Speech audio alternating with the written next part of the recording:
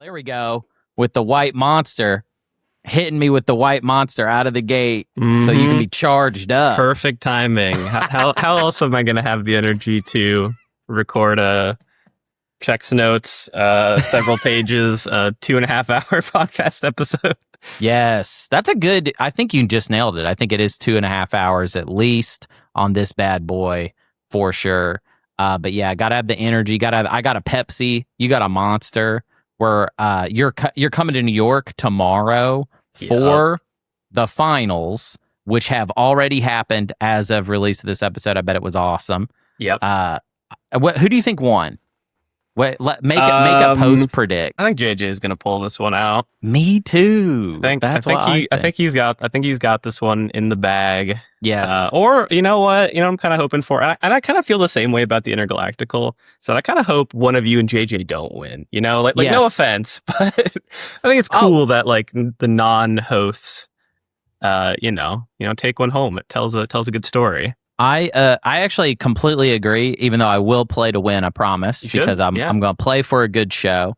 But, I'm going to keep playing no matter what. So there really is there's no need for me to win. If there's any, I feel like I've whatever it is that I needed to prove to the audience, if anything, I've done it. I've already proved it that we don't need to go any further. And it's better for the show if winning the tournament is something I can just keep chasing forever and ever and never actually arrive, never actually catch it. Because let's say I do win, okay, then I compete again next year, because of course I'm going to. And then what if I were to get to the finals again? What's the point of that? You know what I mean? Of ourselves here. Yeah. Well, no way you get to the finals 3 years in a row. Come on. That's impossible. That's never happened before, famously. It could happen. But I just think that it would start to feel like, dude, what is the point of this if someone's hosting and organizing and doing well that consistently? So yeah, I don't really see. I think it shows that the hosts actually know what they're talking about. You should listen to them. That's sort of the message. I feel like if you don't get that so far, then I don't know what to tell you. You know what I mean? We do know what we're talking about, and I include you in that. Me, you, and JJ. We know what we are talking about, all right? We have the bona fides to back that up, okay? We've all done well in tournaments. We've all been finalists in multiple Twilight Imperium tournaments at this point. I think JJ with the most finalist appearances. Yeah, because he has 3. 2 tournaments and the Intergalactical, 2 online tournaments, the Intergalactical. Mm-hmm. So yeah. But and then we're at 2. I mean, you didn't even compete in the Intergalactical, so yeah, who knows? Who knows? Maybe you could have made all 6 of them if you competed. Could have. Who knows? We just have to see. Surely, if I'd played at all 6, I would have ended up at one of those final tables. There's Quantum, close your ears. Don't don't say that, man. I'm sorry, Quantum. I'm sorry, Quantum. By the way, okay, actually, this is something to talk about.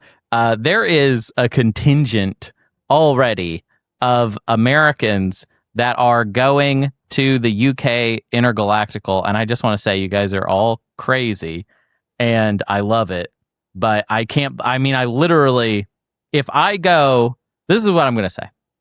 If I fly across the ocean to go attend a UK Intergalactical, only for one of you bozos to win it, it will be a little, that will be a little you know what I mean? It's like, I wanted this to feel international, and it'll be like representing the UK is somebody from New York City. Bummer. I guess all the Europeans will just have to root for you anyways, huh? They have to. That's the rules. Yeah. That would be really funny, actually. Let's do that. It's for sure going to happen. And it just is what it is. Right now, I think the group is already up to like 10 as far as that's how many people are going.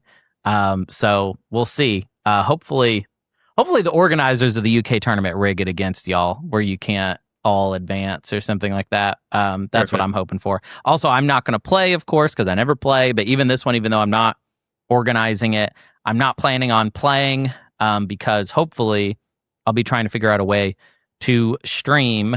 I'm trying to get some gear on site So actually, if you're listening to this and you live in the UK, and if you live near, I believe the town is called Milton Keynes. If you live anywhere near there and you are like a streamer or a podcaster or content creator of any kind, and you have any sort of gear that I might be interested in, please message me, because I'm looking to collaborate, and I'm not looking to fly my stuff across the ocean. In fact, I really can't, because I want to go to France, okay? I'm sorry, it's a selfish thing. I'm choosing myself a little bit here. Afterwards, I want to go to France. I do not want to take all my stuff. I don't want to lug my computer and all my cameras to France. That doesn't seem very fun. Don't do that. That's too much. Surely there's someone's got you. Yeah. Hopefully, I know they're not listening, but I'm going to ask Shut Up and Sit Down if they would maybe lend some, because I know they got the stuff. I just don't know where. I don't know if they're anywhere near there. I don't think they are, actually, but we'll see. I don't know. The UK is not that big. European countries are small, okay, compared to the United States. Over here in the US, we get so used to trekking across this great large continent, whereas Europe is teensy-tiny. I mean, it's itty-bitty. The biggest, countries they have there are barely Texas-sized, So, I mean, we can tell because they have good public transportation. That they're close together. Yeah, actually, I love that. Yeah, if we were smaller, we'd have great public transportation. I'm sure that's what's holding us back. It's really just that it's too hard because we're so big. That's the only thing holding us back. Basically, we're set up for good transit, good public services, but it's too hard, so we don't do it. That's why my train ticket costs $260 per year. Because $260 just to go up like the coast a little bit. It's like nothing. But hey, we're not complaining about public policy. That's not what this podcast is about. Instead, this podcast is about the Mahact Gene-Sorcerers, the bad guys of the Twilight Imperium universe, the worst guys. And before we get too far into it, I kind of want to know public preference wise, where we're at with this faction. How much do we like this faction, to play them? And because I'm always curious about what your preferences are between all the factions. Enjoyment, not viability. Yes, just enjoyment, really. I think if bands existed, I think Mahact would be one of the top bands alongside Deep Rot. Yes. So I think the enjoyment of playing with them is probably pretty low. And as we talk about them, that's going to be very evident. And we'll highlight which ones. But personally, and I'm probably going to get some flack for this, but they are probably still my favorite faction. And they always have been ever since I laid my eyes on them. Just because it just appeals to just saving up the entire game. And then just breaking all the rules, that just appeals to me. It's just fun. It's fun. It's fun, tactical and positioning and setting up. And it's my play style. But I don't think people like them very much. Yeah, I feel honestly when I play them, I feel too much pressure to do well because they are extremely fancy. They're good at the game, but also you can do tricks. You know what I mean? Because their advantage breaks such a fundamental rule of the game. I feel like there's a lot of expectation, feels very kind of loaded, especially streaming myself playing as Mahact. I feel like the expectations get a little bit out of control. And I prefer playing something with a little more focused play style where my advantages kind of fall into a more narrow cone, where I can sort of say listen, I'm trying to play the best I can. It might not work out, but with Mahact, you truly do have all the options. You do. So, you have a lot of weaknesses, right? Yes, it's true. It's and true. I'll definitely get into those because think about some S tier factions, and I think this is the same for Crimson. They obviously have very strong advantages, but if people just narrow in on their weaknesses and really, really drive a wedge into those, they can be stopped. It's just I don't think a lot of people know those timings, and I'll bring those up as the game goes on because I've played a lot of Mahact, and there have been many times where I'm they could end my game right now for sure, and they haven't. Yeah, And yeah, we'll go into those as we go through the episode, but there's actually more of them than I think people give credit for. Yeah, they also have there's a type of thing that I think a lot of good factions have, which is a sort of ramping up period. A sort of, well, yes, we could do all these things, but we have to kind of get all these other things figured out first. They don't just hit the road running, and every faction has their own challenges, except for maybe Deep Rot. Maybe Deep Rot does not have challenges. That Deep Rot, and I'd say kind of SAR, but even they have a couple of okay, these things could end your game. This objective and this action card could just at the right time could end you. But those two are kind of special, and why they sort of belong in my super S tier in a way. Yeah, because they just have so little weaknesses. Yeah, it's true. It's true. But yeah, this is definitely a faction that requires a little bit of ramping up, which is great. It's great that you're here. You're going to learn a lot. This is a good one. I think this is a great faction to do a guide on because the potential is really there. You need to make sure to not make any mistakes in that ramp up to the potential. So we're going to help you avoid that. But before we get into the mechanical, it's a topsy-turvy, silly time where we're going to talk about the lore and the story. And I'm going to read the back of the sheet to Blasto. And to everyone, but also to Blasto. Yeah, to me, I haven't read it before. I haven't read my favorite factions back to the sheet. I mean, if you want to know, fundamentally, the Mahact are the evil bad guys from long ago. They were sort of the main antagonist of Prophecy of Kings. And I think Dane found some rather ingenious ways to sort of have their presence still be felt in Thunder's Edge. They essentially created the Crimson Mahact. And so therefore we sort of have this sequel faction to the Mahact, which is I think really good storytelling and really fun. I will say I think the Mahact sort of break the fiction a little bit in that in a game of Twilight Imperium during the agenda phase, all of the factions convene, and I gotta tell you, it makes no sense that they would allow the Mahact a seat at the table. The Mahact are basically pure evil. I mean, they're not. Some of the factions are maybe politically they're they've done some really horrible stuff, or they have very colonial or maybe even fascist tones of control and subjugation.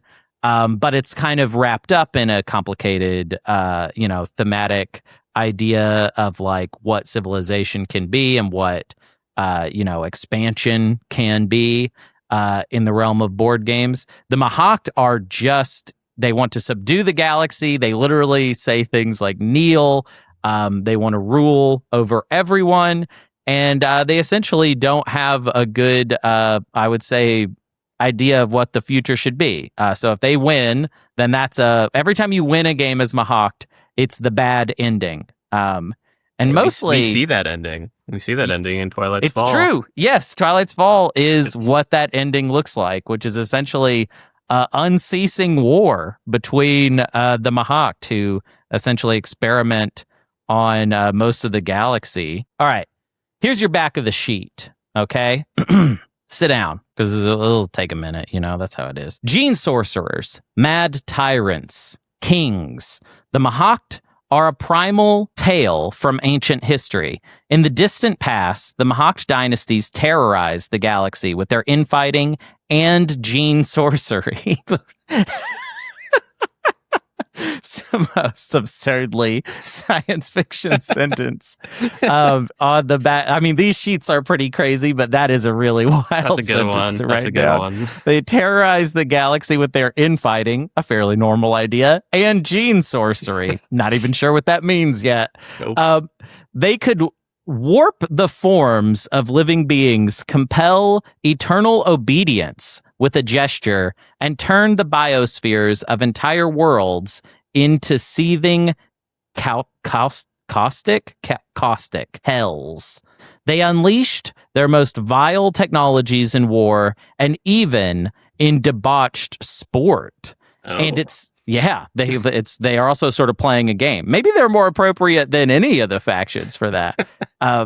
it seemed, even as their houses crumbled, that their fall might bring down all of civilized space. This is interesting that Twilight Imperium backstory is a dystopia. You know what I mean? It's like, if we go further enough backwards in the timeline of Twilight Imperium, the entire universe is ruled by these horrible overlords. I feel like other science fiction world building has taken on that, but I think that's interesting. That the Twilight Imperium origin point is kind of an eldritch horror story. Yeah, it really is. Kind of makes you wonder how they fell so far from greatness, because they seemed pretty OP for that time period. Yes, yeah. How does it? Well, I guess it would be the infighting, right? Yeah, that's true. They messed it up for themselves. Classic.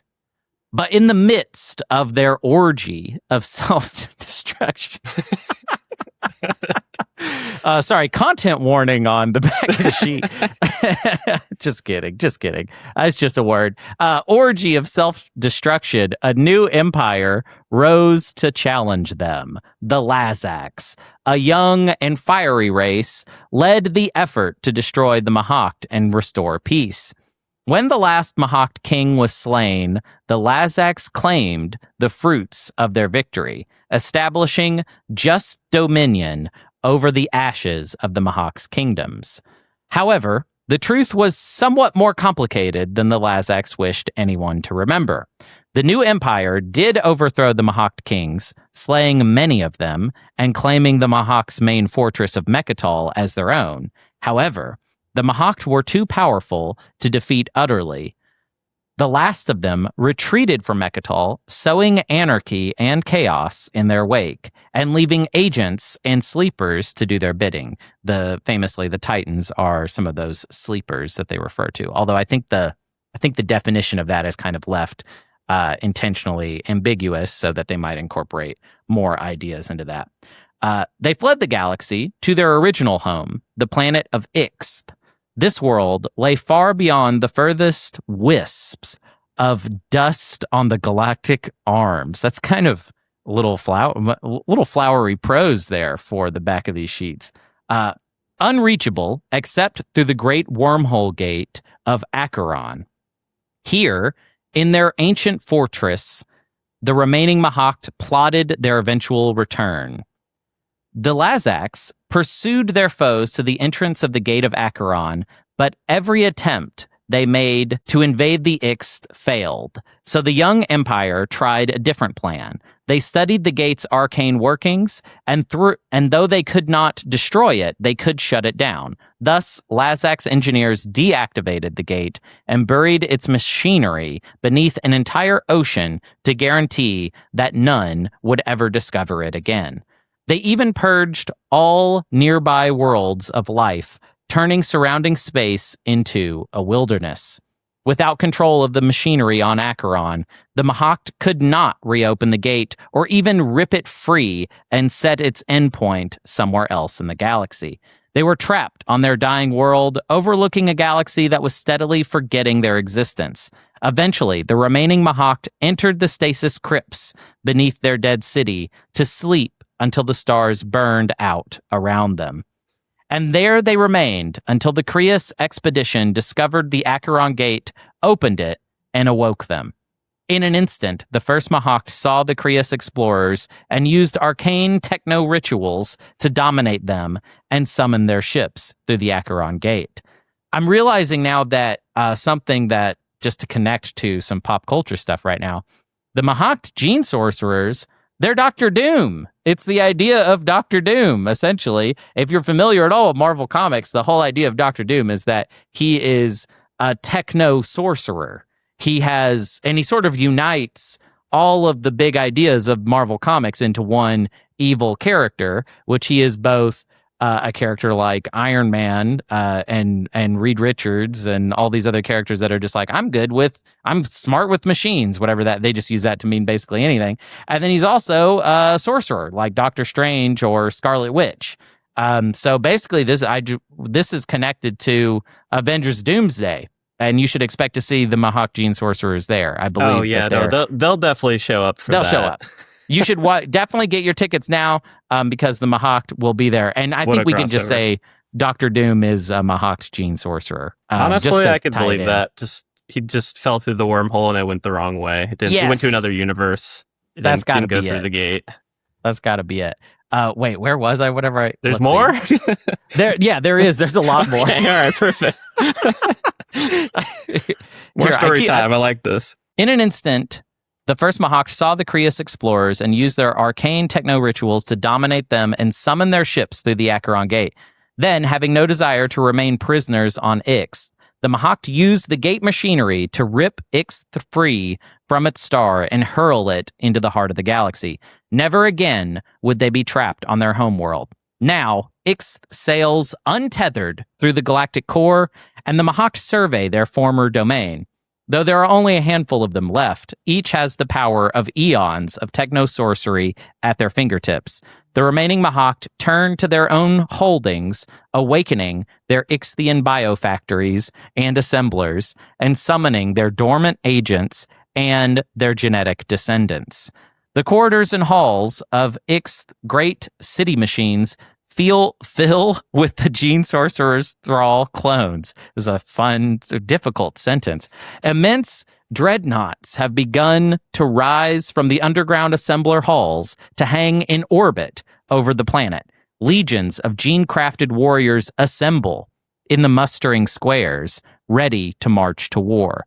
As the Mahact began to marshal their forces, a single golden ship appeared in orbit over Mechatol Rex. It descended to the Senate possessional. I don't even know that word. Never heard that word before. In the heart of Mechatol City, touching down on the perfectly manicured Trill grass lawn. The hatches opened, and 4 emissaries stepped out. Each one was of the observers the council had dispatched to the Krius expedition to Ixth, reported lost by the few survivors who escaped. Now, they wore robes of gold and steel and were flanked by hulking Krius legionnaires, whose armor seethed with an ominous crimson glow. They walked into the chambers of the Galactic Senate without fanfare or invitation and stood in the middle of the hall.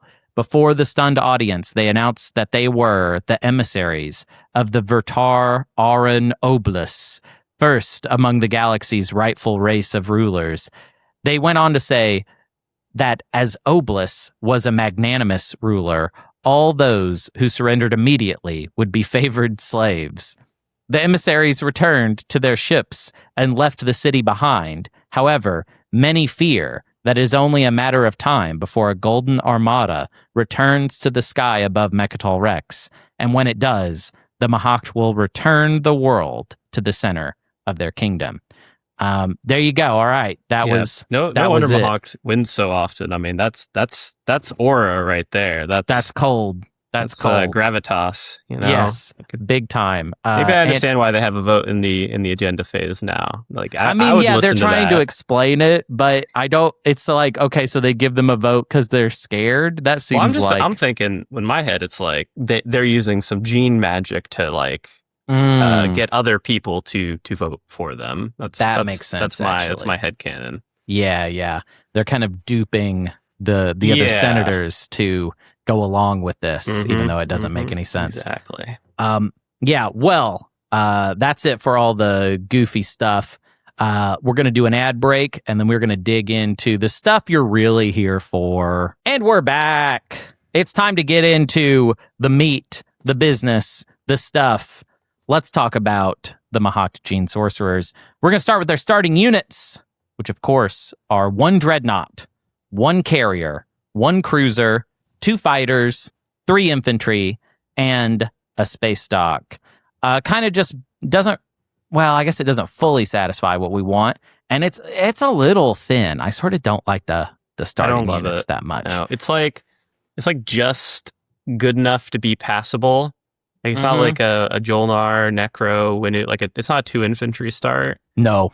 But what it means is that the slices that will be good for them are a lot narrower because you have a dreadnought instead, and you can't really do a 3-planet system. So you're really looking for like a 2-planet system and then a 1-planet system. Because I think there's a lot of situations where this faction won't follow warfare round one. So you really want to draft accordingly for them. Yeah.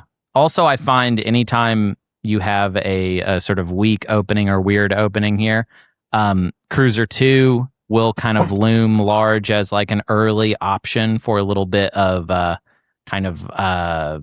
versatility, I should say. But then sadly, Cruiser 2 is kind of a bad tech in the rest of the game.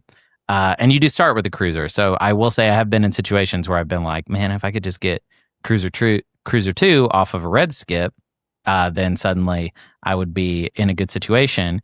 And why is it so easy to get Cruiser 2? Well, let's talk about their starting tech. So they start with Biostims, which is the level 1 green tech, which reads, you may exhaust this card at the end of your turn to ready one of your planets that has a technology specialty or one of your other technologies. They also start with Predictive Intelligence, a level 1 yellow tech. At the end of your turn, you may exhaust this card to redistribute your command tokens. When you cast votes during the agenda phase, you may cast 3 additional votes. If you do, and the outcome you voted for is not resolved, exhaust this card. So silly. Very silly. These are good tech, so though. It's very dumb. Biostims especially is an awesome tech to start with. It's great. And will save your butt so many times. As far as the economy of it, it also opens you up to so many great tech options in the early game. It's one of my favorites. Also, Predictive is not necessarily a good tech, but with you, it is somewhat useful, and you will come up with reasons to use it. I feel like, or at least I use it most rounds. I feel like I end up using Predictive on something. Yeah, I'd say most. I think round 2, I don't usually use it, but in round 1 especially, it's nice because you don't really need those fleet. You don't need 3 fleet tokens. You at most really need 2. I mean, obviously you need to start with, but after you move ships out, you can. Yes. Like if there's a token spendy, you kind of just do that for free. If you need tokens to go do like empties or edges or something, it's or just follow more secondaries. It's really convenient. Yeah. One of the things that I think is cool from a design standpoint of Mahact is that most of the new factions introduced in the expansions, they relate to new mechanics that are also added to the game. And Mahact does. They have, I say that they're sort of like the leader faction, I guess, because their kit is so tied to their leader suite. However, they also just feel like the command counter faction, which is an old system.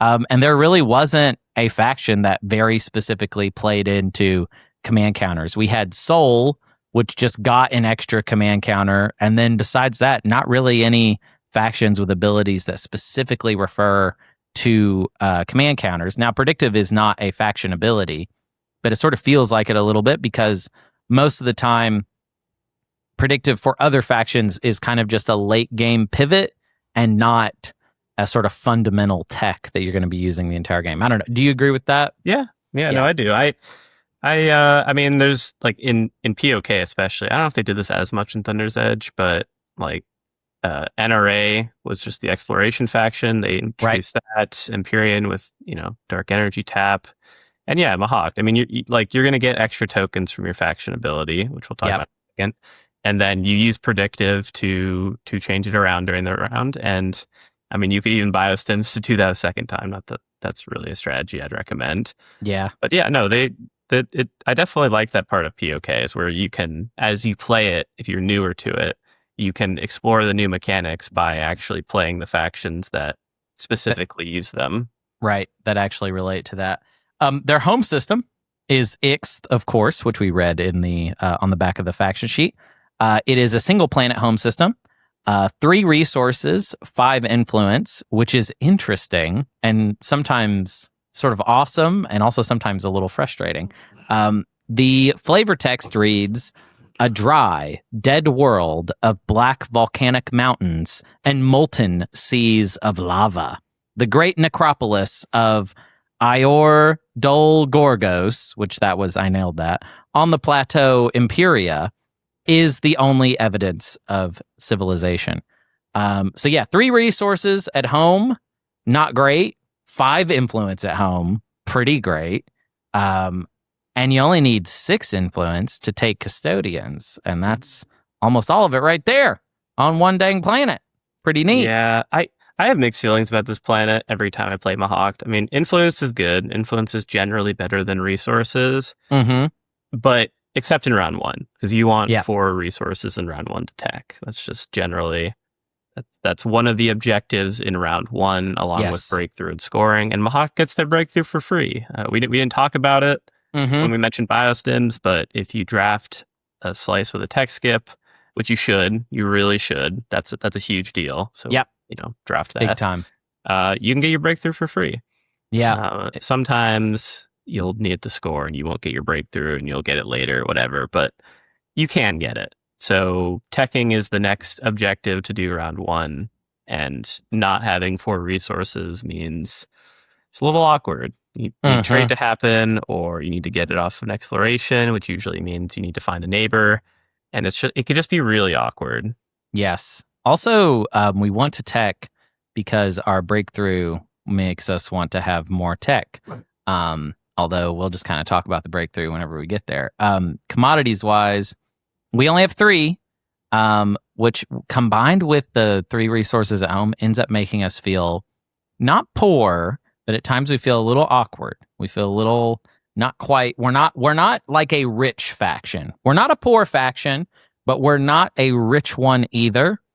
And if we were rich, it would be insane. By the way, we really shouldn't be a rich faction.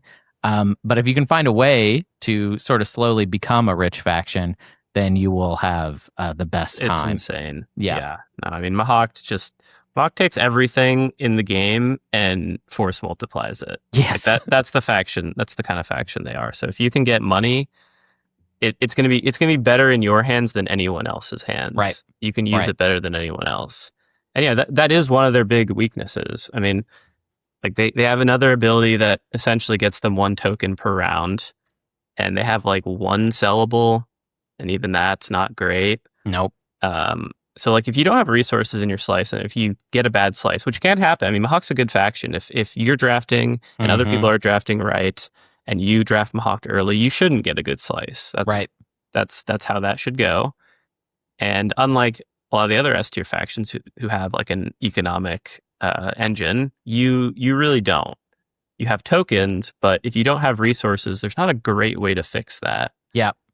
So it can be rough. And that is definitely one of the areas of Mahact that you need to solve and other players need to, drive a wedge into and try and make worse. Yeah. They should be on you. And yeah, we'll talk about drafting in a little bit, but let's talk about their abilities. So their first ability is called Edict. When you win a combat, place 1 command token from your opponent's reinforcements in your fleet pool if it does not already contain one of that player's tokens. Other players' tokens in your fleet pool increase your fleet limit but cannot be redistributed. So you can't use predictive to take, Sardac's fleet token and put it in your tactic or whatever. But it does technically mean that you are not as component limited as everyone else when it comes to command tokens, which is going to be very highly relevant to the rest of our kit. I'll go ahead and read the next ability, which is Imperia. While another player's command token is in your fleet pool, you can use the ability of that player's commander if it is unlocked. This actually got a little bit, I'm going to argue this got a little bit of a buff in Thunder's Edge because we have, I'm going to say 3 like S tier commanders that were added to the pool. And you could, and if they're in the game with you, you can have all 3. The idea of having the Bastion commander, no sabotage, the Deep Rock commander, I'm making crazy money, and the Crimson commander, I'm making crazy money, is just nuts. I mean, that's the Christmas land right there. So, earlier when I was saying like Mahact isn't rich, it's a big problem for them. Mahact with Crimson in the game goes from like S tier to S plus tier, I think. It's crazy. It's insane because how many times have you played Crimson and like you get to the last round and you're sitting on like 20 trade goods and you're like, what am I doing with this? This isn't doing anything. Well, Mahact even at the end can still use that because they can follow leadership, get all their tokens, And they're going to have, like you said, they're going to have a lot more tokens to pull out of the bag because they have other people's fleet tokens to augment that. Mm-hmm. And then they can build and unlock and, do Mahact stuff. And Crimson can't really do that. So, yeah, you can kind of show up a lot of other factions by being able to get around the command counter problem, basically. So they're all like, well, I have this money, but what am I going to do with it? Because after I activate a system, that's it. Well, not so for the danged old Mahact. But let's read their, well, actually, we've got 2 more faction abilities, technically. So up next is Hubris. During the setup, purge your alliance promissory note. Other players cannot give you their alliance promissory notes. Obviously, you have another way to get a hold of their commander, so the alliance doesn't really make sense. It's sort of a hat on a hat. But it also means that you're sort of lacking in some tradables there. It's basically just your faction promissory note. And, besides that, that's kind of it. Now, luckily, we just described a situation where you can completely get around this fact and it doesn't really affect your economy negatively at all. But it's a little bit particular, There can be games where you're in there with Crimson and you want to get Crimson, but they're on the other side of the galaxy, perhaps. Maybe they're in weird places, you can't get to them, etc. So it can be tricky. You're not just automatically going to make money, and you need to keep your eyes open and make sure to take fights when it's the right time, basically. Yeah. I mean, getting your edict token, and you do want everyone's at some point, or at least the people who can attack you, because later we'll talk about the mech, and having people's token is useful for a lot of reasons. You want to make it efficient, though. I see a lot of Mahact. I mean, Mahact is it's just a game of efficiency because, like I said, any little advantage you can eke will be so important. Mm-hmm. So I see a lot of Mahacts go for the token, and that's the only thing they're trying to do. They're going in, they're sending ships, and those you don't have a lot of ships early, you don't have a lot of money early, so it's kind of a big investment, and then that's it. So when I'm playing Mahact, what I try and do is make it efficient. So do a DET Explorer as part of it. Make it part of an objective. I mean, those are the main things. But you can make, or just gum. Gumming is still kind of important. So make it as part of that as well. Invite someone to go next to your home system, work it into a deal, yada yada. Because most people know that you need to get their token at some point, and won't try to deny it too hard. One of the reasons that I like not taking custodians and instead coming in afterwards to Mechatol Rex to get your Imperial point is that I know we're winning a fight and therefore getting one of these tokens on the way to doing that. The only thing that's a little scary about it is that Mahact doesn't have the strongest round 2 or round 3. So there are some factions, let's say Titans gets there before you might not be able to deal with that. It might be a minute before you can even do anything there. But they do have another way to make money, which is, don't forget about it, but it's not really very useful, which is that they actually have a faction unit, and it is a infantry called the Crimson Legionnaire. This is regular infantry, cost 1 for 2, combat 8. But its text ability is after this unit is destroyed, gain 1 commodity or convert one of your commodities to a trade good. So it's the Crimson Commander ability. Isn't that neat? That's that's such cool writing, Cool. Yeah. We've taken that, and then we have that ability basically existing in 2 places. Obviously, the Crimson version of it, a lot better. Triggers automatically all the time, anytime there's combat. Many Mahact games I have, this never even comes up, because a lot of Mahact late games are more about shutting things down and not even getting to combat. You know what I mean? So you want to win overwhelmingly, and yes, don't forget about it. It makes certain agendas, or action cards that destroy your infantry, a little less annoying, and you're okay, I'm fine with that. The destroy all infantry on a planet, or destroy half infantry on every planet. Those get a little better for you because you gain a bit more money. But really, this is just this isn't a unit or component that I'm going to play around too much. It's just don't forget about it. You'll make a couple dollars over the course of the game, maybe. Yeah. Yeah, get your money, but besides that, yeah, don't really think about it so much. Speaking of, this is actually kind of a similar situation. The flagship, Arvicon Rex, it's a good version of a flagship. We got sustained damage. That's only unit ability. Cost 8, combat 2 on a 5, movement 1, capacity 3. So that sort of classic good flagship. But then the text ability is during combat against an opponent whose command token is not in your fleet pool, apply +2 to the result of this unit's combat rolls. So that would be 2 on a 3. Pretty neat. However, most of the time we're going to just do a good job getting those tokens, and this flagship isn't really going to help us in that way. However, just because we're not using the text ability doesn't mean the flagship is bad. It's still a good version of a flagship. I'm going to build this for 2 reasons. Mm-hmm. 2 reasons. Public objective for flagship, secret objective for flagship, or I have the Nomad Alliance. Bam, Nomad token. Yeah, the Nomad which is token. good. Like Nomad's in the pool. That's really good. Getting a free flagship is great for them. Absolutely. But I there's just a better use of 8 resources. For sure. I'd rather build 2 dreadnoughts. I'm not even a huge dreadnought guy either. Yeah. But I'd rather just build like for poor resource factions like Mahact, it's mostly carrier and fighter screens, which means you have to figure out your production, which is another issue they have. They don't have as good of production. They only have 5 at home, and they have no other innate benefit to it. So you got to figure that out somehow. And if you do, it's just carriers and fighters for me. I'm not made of money to do anything else. I agree. I mean, I agree 100%. And I would say if somebody was let's say somebody's in a game, they're messaging me on Discord.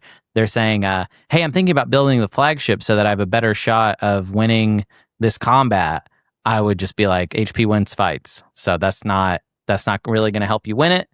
I will say though, sometimes the production, there have been situations where I have more money than I have production capacity, in which case sometimes it will be like, all right, I'll just build the flagship because I have this money here. I need more punch. And I can't build a fighter screen anyways, because I just don't have room for all of that. Or I'm building as many fighters as I can, but I don't have that many. So capacity wise, we could still hold it with this flagship. But yeah, is it good? No, it's just not very useful for what your goals are going to be. And we're going to play so good that we don't need this. Okay. It's not going to help us in a meaningful way. So we don't need it. Now, this next guy, okay, this guy's an MVP. This is probably my favorite mech in the game. It's got to be, actually. This is my favorite mech for sure. I don't even care that the Nazroka mech hits way harder and can turn into a super mech. Whatever. You can lose me on that. Star Lancer is the Mahact mech, and it's a cost 2, combat 6, sustained damage, text ability, sit down. After a player whose command token is in your fleet pool activates this system, you may spend their token from your fleet pool to end their turn. They gain that token. That is a game-winning ability. Almost every single time that I've played Mahact, I've won because of this ability. I don't even think there is a game where this didn't factor in some way. 100%. Every single time. 100%. Yeah. It's one of the best components in the game. Yes. Because it's absolute. There's no real way around it. If they have your fleet token, they can end your turn. And that's end your turn, right? Like that gets around like fleet log. Yes. It doesn't get around Thunder's Edge. You can still do Thunder's Edge. It's to true. An extra action. But the system will be locked down. So if you have everyone's token, they're not getting into your home system. And unlike other, abilities that lock systems down, if they activate you and you Starlance them, you can go and get their token again. Like you can if you have the plastic, you can get their token back, and then even if they lift it, they can't go in again because you got their token back, and it ends their turn, so they can't do anything about you getting their token back. Now, does this mean you shouldn't try and get Mahact to Starlance you? No, you should, because you gain the token. Yeah. Like that's a big deal, and that's one of the biggest mistakes I've seen is that people don't look for opportunities to get Mahact to spend their token. Yeah, because you get it back. It's net nothing for you. because you get the token back. And then even if Mahact does go and get your token again, they have to spend ships to do that and a token themselves. So you got to look for opportunities to do that. Yeah. If this was a playing against Mahact episode, it would be like, make them burn Starlancer because of what you just said. It's a net nothing, and it makes their game so much more complicated. You're giving them homework, and you're putting pressure on them. Yes, they got to lock down whatever, sure. But like the only way that you're going to win this game, especially if they're up, is by making them have to do too many things to where they're like, I'm running out of ships, I'm running out of units. Hopefully they're not having the Crimson game where they're crazy, where they have way too much money. Because, eventually they will run out of ships, they will run out of options. They might have too many tokens, but even still, they're just going to run out of things they can do. So yeah, people should be playing a lot faster and looser with Starlancer than they do. They tend to wait until it's too late, and then they'll use the Starlancer and they'll be like, well, that's it for me. Whereas it's like, you could have activated me at any time, no cost, and just made my game more complicated. Especially because fleet pool matters, and Mahact will, a bad habit you can form with Mahact is like getting your fleet pool too low because of predictive. It makes you think like, I'll take some tokens out of here. And then if somebody activates Starlancer at the wrong time, you're like, I'm killing like 3 ships now because of this, and that's not good. Yeah, I see people with like only other people's tokens in their fleet pool. I'm like, I think if everyone activated Mahact's hope system right now, Mahact would have to destroy all their fleet. Yep. So I always recommend to leave one of your own tokens in there. For sure. Like it's just a good habit. Yeah. Unless you really need it. It's just safe, better safe Absolutely. than sorry on that. Yeah. But yeah, no, there's so much to talk about on this mech. There's so many plays you can do. I mean, one obvious one, I probably don't have to mention this, but leave one in your home system at all times. Always. There's almost no reason to move one out of your home system. Mm-hmm. And ideally, have some infantry there as well. Don't make it easy for them to just activate your token, your home system as an efficient stall to get it back. Right. So, don't have only a mech. Do at least a cursory defense. Here's the flip side, though. Also, make sure that you're not just being bluffed. So if they try to activate your Starlancer, and be like, all right, go ahead and burn it, give it back, double check that they are in fact meaning it. Because otherwise you could just be like, no, go ahead, give it a shot. Let's see what you got. And then it turns out they actually don't even intend on trying. It's just a stall, yeah. Just a stall, yeah. So yeah, definitely don't let the flip side go too. So I think also that's kind of where people get into trouble sometimes, is they'll not be contesting Mahact enough at all, so that whenever they do activate the Starlancer, they can't do anything about it, because they're like, well, you have to be able to follow up on the threat. It's not just enough to activate. Yeah. All right. One more thing on more thing on Starlancers, because this is like a pet peeve of mine. I like Mahact, so it's weird that pet peeve of mine is when people don't do more to stop them. But you gotta do some active things to stop this faction. They're really good. There is an agenda, Articles of War, where the 4 I think turns mech abilities off. So like this would turn off the Starlancer's end your turn ability. And the against is like three trade goods for everyone who voted for. So normally, when there's not a huge difference between the mechs, what you see is one person votes at like 10 votes against, and then everyone else votes for, and then you just split that money. Right. That's usually what happens. But when Mahact is in the game, their mech is like, it's just so much better than anything. It's so much more game warping. Like, I don't care if you have I don't even know, like Arborec mech or NRA mech or Winu mech, whatever. I know those mechs are good, but none of them will be as game warping as the Mahact mech. So I think people should turn off Starlancers more often with this, or at the very least, make Mahact take the hit and vote all against. Whichever.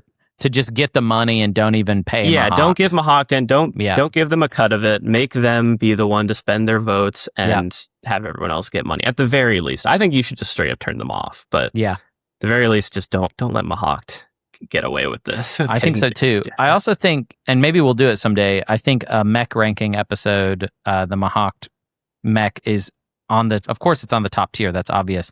I think it's alone. I think it is fundamentally just better than every other mech in the game, by like a level, basically.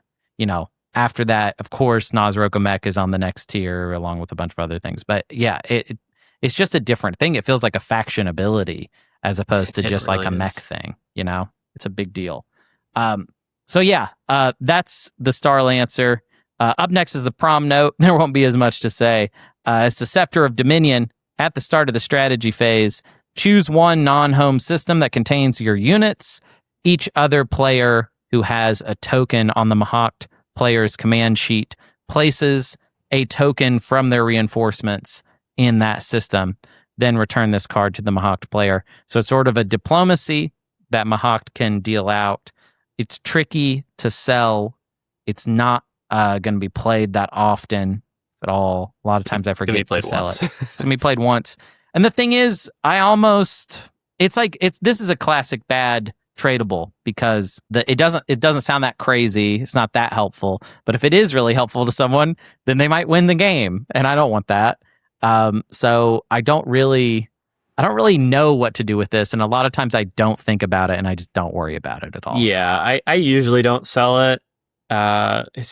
It's like Diplo pressure fodder. Someone Diplo pressures me, I'll give it because they don't have an alliance to give, so they're a little bit lighter on promos to give away. But if I do, it'd just be like a sweetener for a deal. It's never like the opening offer as part of the opening offer. It's more like, this deal isn't fair? Okay, do you want Scepter? You can have Scepter, whatever. Yeah. That'll be useful later. Also, Scepter, that does include Mahawk's token, so you do get to put Mahawk's token there. Mm-hmm. They can lift it, obviously, but it doesn't really hurt the Mahact that much. No, not really. But it's kind of a joke, actually, in that way. But, The nice thing about this is that unlike other Diplos is that I think it says units, so it doesn't have to be a planet you control, right? That's true. Yeah. That's cool. You can like Diplo like adjacent to Rex or something for that objective. It's not. You can also Diplo Rex. That's the other thing with that that you can do is you can use sticks. It on Mechatol and sticks. Yeah, for sure, definitely. For sure. So it can sometimes come up clutch, but it's not it's not a huge part of Mahawk's kit. No. And I mean, if you were trying really hard to sell it, you're probably not going to be able to sell it for that much, basically. Up next is even worse, although it's gotten a little better. Thunder's Edge has helped it a little bit. Genetic Recombination. This is their first faction tech. It is a level 1 green, so we're qualified out the gate to research this whenever we want. And it reads, you may exhaust this card before a player casts votes. That player must cast at least one vote for an outcome of your choice or remove one token from their fleet pool and return it to their reinforcements. I think this is one of the worst faction tech in the game. There is an edge case now because it's not an agenda phase thing. It's when you vote. So you can play this on Caleras if they are using executive order in order to put them in a bit of a pickle. Because a lot of times executive order, the whole point of it is Caleras will wait for everybody else to spend their planets so that they can decide stuff on their own. And then genetic recombination could ruin that, basically, for all that's worth. So research this tech just to block one thing that Caleras can do, I guess, is what I'm saying. And can only do it once. It's impactful, they'll just take the fleet token hit. Yeah, like it's true. It's like get a relic or like Imperial Arbiter or Minister of Peace. Like I'll just I'll lose a fleet token to get one of those. That's fine. It's true. What a bad tech. Don't research this. No. If you have the scar, get it, but for a different not to use it, a different reason that we'll go over in a second. Yeah. Right. We're really we're close on that. Their other faction tech also not very good. It's an upgrade, of course, to the Crimson Legionnaire. The Crimson Legionnaire 2. It's a unit or an infantry upgrade, so that's 2 green requirement, which you'll have once you get your breakthrough. It's cost 1 for 2, combat 7, so upgrades to combat standard style. After this unit is destroyed, gain 1 commodity or convert one of your commodities to a trade good. Then place this unit on this card. At the start of your next turn, place each unit that is on this card on a planet you control in your home system. So it's the regular Infantry 2 upgrade, but you don't roll. You just get it. That's it. What a weird little thing that is. It's It's funny. It's not that good. No. One combo that I've wanted to see, and I haven't seen it yet, is Firmament Neural Parasite. Park like a Firmament infantry next to Mahacht's home system, and you put the siphon plot on them. So whenever Mahact gains a commodity, Firmament would also gain a commodity. This. And at the start of every turn, you destroy a Mahact infantry. You each gain a trade good essentially. Then the Mahact infantry respawns. And I haven't been able to see that yet, and I really want to. Yeah, that's fun. Make that happen, really and say if you do, because that'd be really cool. That is cool. And honestly, I would be down to do that, to just kind of make that happen. But okay, it's time. We've screwed around enough. It's time to get down to brass tacks. Yeah. So they did get a breakthrough, and I have a feeling like we have a lot to say about it. It's called Vaults of the Air. It is a green-yellow synergy, and it reads, action, exhaust this card and purge one of your technologies to gain one relic. Let me tell you the things I like about this. I like that it gives us X89 access. Actually, I don't even just like that it gives us X89 access. I like that it gives us transit diodes access. And then I'll take the X89 as well. That is a pretty cool little bit of synergy kit right there. And you already know all the reasons why. It's a stall. I like that. That's really the end of my list of things I like about this. So I figure we'll be here for a while, but I don't think I actually think it's a pretty good breakthrough. Yeah. And that's because this is more of like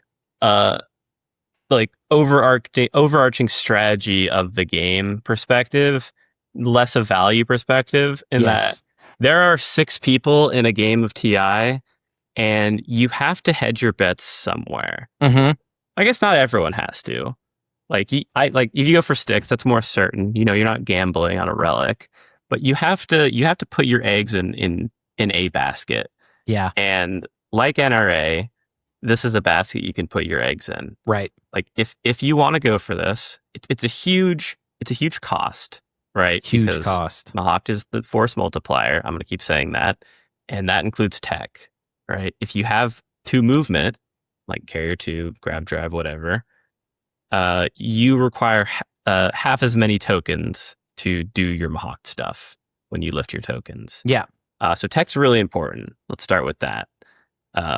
But if you gain like 4 relics, odds are you're probably going to find one that's like a point or point adjacent, like Codex or... Sure. I guess it's one of those is going to be decent. One of those is going to be pretty good. And Mahact's really good at all of those. Like, they're good at Crown of Infidia. They're good at Book of Latvinia. Don't get me started. Book of Latvinia on them is crazy. It's awesome. Yeah. And they're pretty good at defending Shard, too. Like, Starlancers are very good at defending Shard. So they're good at that's 4 relics out of 20, right? Yes. 20 something. I don't know how many there are. And I feel like there's a decent chance that combined with like maybe just getting a relic normally or getting relic plants in the fracture, I feel like there's a good chance you get at least 1 point there. It's not always going to happen. No. And personally, that's not how I like to play. Like I like, I know what I'm getting from tech. I know what carrier 2 gives me. I can make a plan, and I'm only going to really use this if I'm desperate. But to people who don't play like that, it is an out, and it's a fair out. Yeah. I just think you got to be real sparing with when you use it. Here's my question with this.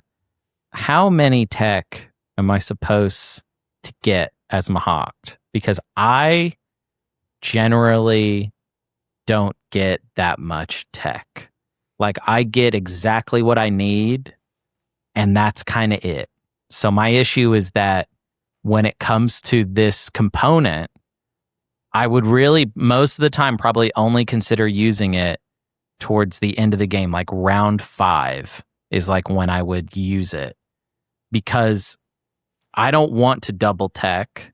I want to get exactly the tech that I need, because I'm not sure I feel that I don't know that getting an extra tech just to burn it feels right, but I'm also not sure which of these, besides predictive, which even predictive I don't love killing. I'm not sure what of my tech path I'm sending out, to be done, to be purged. I mean, that's what I struggle with. It depends. Like, there's a lot of permutations for Mahact tech paths depending on what skips you have, and I'm sure we'll get to that. Yes, but if you don't have a blue skip and you get DT or anti-mass, for sure, you can get rid of those in like round 3. Yeah, right? Once you use them. If you do skip to grab drive, it's a little less that you can purge. I really don't like purging predictive on them. If I think I'm going to do like round 5, I go across the galaxy, that kind of thing. Sometimes you're not going to do that. Sometimes you're just going to go for a round 4 win with like sticks or something, and that's whatever. You can maybe purge predictive. Right. But yeah, I'm usually, I think on average, I'd aim for like 2 relics. I think I'd aim for 1 in round 3 and one in round 4. And then if a round 5 happens, I'd do that as well. I'm not doing it in round 1 or round 2. Yes, same. I'm also not doing it if I'm potentially taking myself off one of the objectives. So I'm not going to purge myself out of 2 and 2 range. And I'm not going to purge myself off of the prereqs for 2 unit upgrades. I generally try and stay in range of those. Yeah. Also the scar. If you have the scar, it's perfect for this. Like a token for a relic, that's good. That's a good deal. I'm good with that too. Yeah. To be clear, that I think that's my sort of Christmas land for this component. But even that's still only 2. It's 2 tokens for 2, because it's not like you can do it again. You purge the tech, so you can't like re-research it. Yeah, basically. It's like you use it round 2 and round 3, and then like there is a tech. There's going to be a tech you can get rid of in round 4, right? Yeah. Like you can get rid of biostims after you use it in round 4. Yes, that's fair. Although I have to already have this is another thing X89. I've struggled with it, is I have to have X89 already. I have to get so much done in order to make use of that. And I think maybe I put a little too much importance on strategy cards like leadership and like Imperial in the mid game. So it's hard to know. I just don't think I'm getting a lot of extra tech in my games. I don't think I think as Mahact, I'm taking the tech strategy card below average compared to other people. I want to follow tech to get a single tech, and I want it to be exactly the one that I want because of biostims. I want to be able to kind of dance around the tech tree in a way that's very advantageous, but I don't know that I feel that I have a lot of extra gas. So I feel like I think I'm using this maybe once, maybe twice, and that's in kind of like a good scenario. And I feel like out the gate, whenever we did our, this was, I think, me and JJ, and maybe we should have had you on because maybe you would have given a different perspective. Were you on the breakthrough ranking? I'm sorry.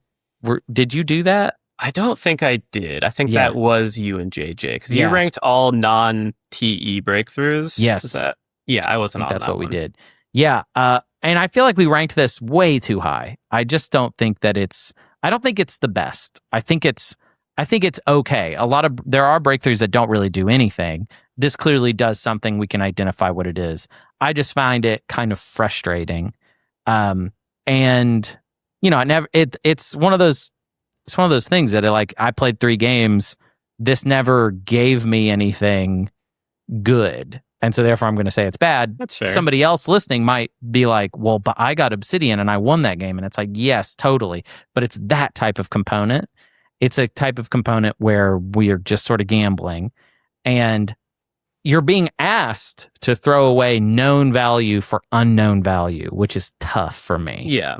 But that unknown value, that has averages, right? Yes. So if I'm getting rid of like DET is also sort of known value. I know that value is low because I already got all the tokens, and the retreat is kind of meh. I don't care as much about that.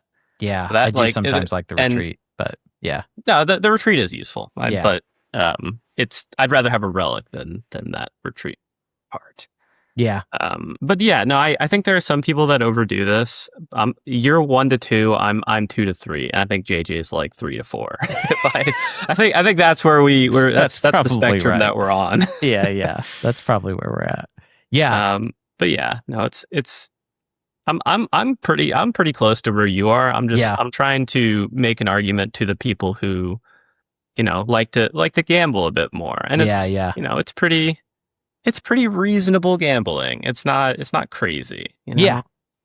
I don't think it's crazy. I think that there are, it makes sense that you would purge a tech after you're using it, for sure. Like there's nothing crazy about that.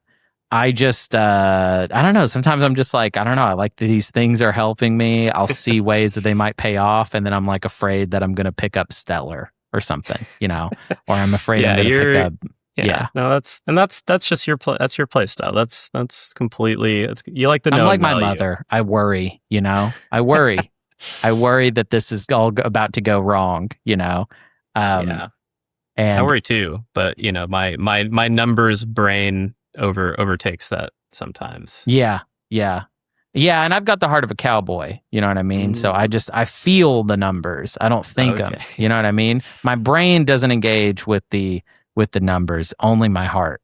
And my heart looks at something like this breakthrough, and I see the yellow and the green, and I think about transit diodes, and I think about X89, and those are my friends. I like those guys, and for that reason, I say it's good. Even that I wouldn't like this if this was green red. I'd be so mad. I'd be like, no way. That'd be so lame. That would be horrible. So this is right. I guess I'd be fine if it was like if there was blue. If it was like blue green or would blue. Be great. That'd be fine. I'd love that. I think yellow green's good because you start with both. So yes, you're just one away from X89, which is really useful. And transit is good. Just to give I'm not that as away. Big on transit as you. I love like transit for these guys. Like it's the way to go. I think like if I have a green or yellow skip that's cheap, I'm gonna usually skip over transit because I think some of the blue tech is just more important. Like I'd rather have Fleet Log and Lightwave over it, but if I don't have it, I'll still get it to get X89. Like it's still worth it. Yeah. I think the difference there, I like Fleet Log. I think we do need Fleet Log. Lightwave, I don't know. I could do without Lightwave. Lightwave is funny now. Like it's There's some things that it allows you to set up with the hero that I think are useful, but it's less important on them than other factions because they can punch through the wall. They don't need to go around it or go through it. Yeah. It just depends. One more thing on the breakthrough. Yes, go ahead. I have to call out. Faction specific interactions. Deep Rot. Mm-hmm. Oh God, it's a big one. I knew you were gonna roll your eyes on that. I even have it written down in my notes. Hunter's just gonna roll Deep Rot is so silly. I'm not rolling my eyes at you. I'm just rolling my eyes. No, you're rolling your eyes at you. Hey, I hate them as much as the next guy. But share knowledge is a promissory note that lets, I don't know the exact wording on it, but it lets you temporarily copy one of Deep Rot's technologies for the round. And on Mahact, you can borrow, one of the, you can like Sarween or some garbage. And then you could purge that for your breakthrough. And then it's just a free relic. You're not losing any tech. And that's really the best way to use the breakthrough. It's a sick deal. Oh yeah. And, if I'm Deep Rot and Mahact comes to me and it's like, I'll lift your token, especially round 1 for your prom note, I'm going to accept because I think, I'm playing for my own game. Get some Mahact relic, whatever. So yeah, you gotta look for those deals with Deep Rot, and also just following their breakthrough to get tech. I mean, Mahact loves tech, but also just to purge it. Three trade goods for a relic is generally good value. So yeah, no, Mahact with Deep Rot. Also, their commander is good, so you're gonna have the money from their commander. You get their fleet token. Yeah. So Mahact definitely goes up in value when Deep Rot's in the game. I think for sure. Yeah, they're funny like that. They're like an S tier faction that does even better with all the other factions being good. Like that's, I think, what Mahact is a faction that shines as the rest of the table gets even, like if they're good at the game, I think they still do well. And like as far as like the talent of the players themselves, Mahact does well when everybody knows what they're doing and when they're playing as good factions. They're just a highly competitive faction. But we've yet to talk about probably the most important aspect of the Mahact, which is their leader suite. We'll start with their agent, which is Jaemir Khan, the Archon of Prosperity. If only you and the rest of your kind would submit to my will. My only hope is that you would know the rich prosperity of the slave who serves under a generous master. All right, that's the flavor text there. And the ability reads, when you would spend a command token during the secondary ability of a strategic action, you may exhaust this card to remove one of the active player's command tokens from the board and use it instead. This is kind of your only real tradable. This is like your bargaining chip to the other players. It's very useful. It's very helpful. It saves you a token. You can, if people that are good at negotiating deals can find ways to get a lot done with this. Of course, I don't really, but I've seen other people do it, and they do good. I did watch one of your Mahact games, and you're not really a peddler. You don't have the soul of a peddler. Nah, I like it when other people play Diplo, so that I can just use one of those tokens. Yeah. It might be the most you thing I've ever heard you say. Just don't even talk to them about it. I don't even tell them. I just remove the token and I'm like, yeah, well, let's just move on.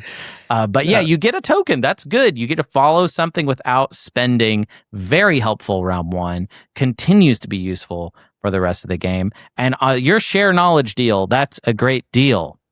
People should do that deal. That is both sides. I think Deep Rot's actually getting a little bit better out of that. I think they are too, because this lets them get custodians really easily. This is very sellable round one. I think it's most sellable round one.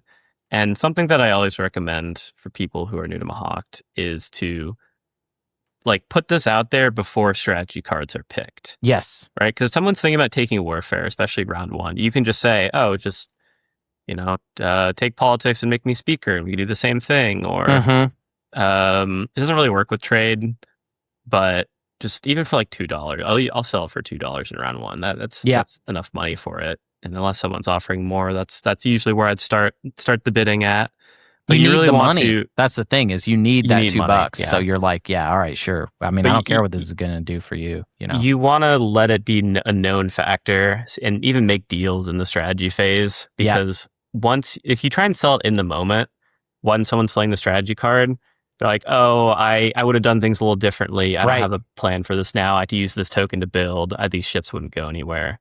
Yada, yada, yada. Yep. So if you do have the heart of a peddler, put it out there early. Yeah, I agree. You need to let someone plan their whole round from the get-go, looking for this, and considering that is the angle. But it's very good. I mean, what's so funny is pretty much their entire leader suite, if we did a leaders tier list for agents, commanders, and heroes, they'd all be S tier. It's just an S tier leader suite. It's insane. It's just how it is. The commander is called Ilna Viroset, which is a name you might recognize from Twilight's Fall. They are, of course, the Archon of Virtue. The unlock is have 2 other factions command tokens in your fleet pool. Generally, you're going to accomplish this by round 3. So, and actually, I should say it this way. Make sure you have this accomplished by round 3. Don't wait longer. You need this ability because this is when you really start kind of taking off. Obviously, let's do the quick. Let's do the flavor text. Watching the flow of battle, Ilna Viroset sent the trailing flotilla forward, catching the unsuspecting extra cruisers in the flank.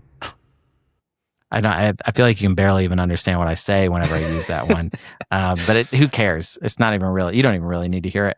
The ability is, during your tactical actions, you can activate systems that contain your command tokens. If you do, return both command tokens to your reinforcements and end your turn. We have been referring to this ability for the whole hour, basically. Since we started talking about this faction, we have been talking about this ability without saying it out loud. It is the most defining aspect of their game, is that they can activate things over and over as long as they have the tokens. It is the cardinal rule that they are in fact breaking.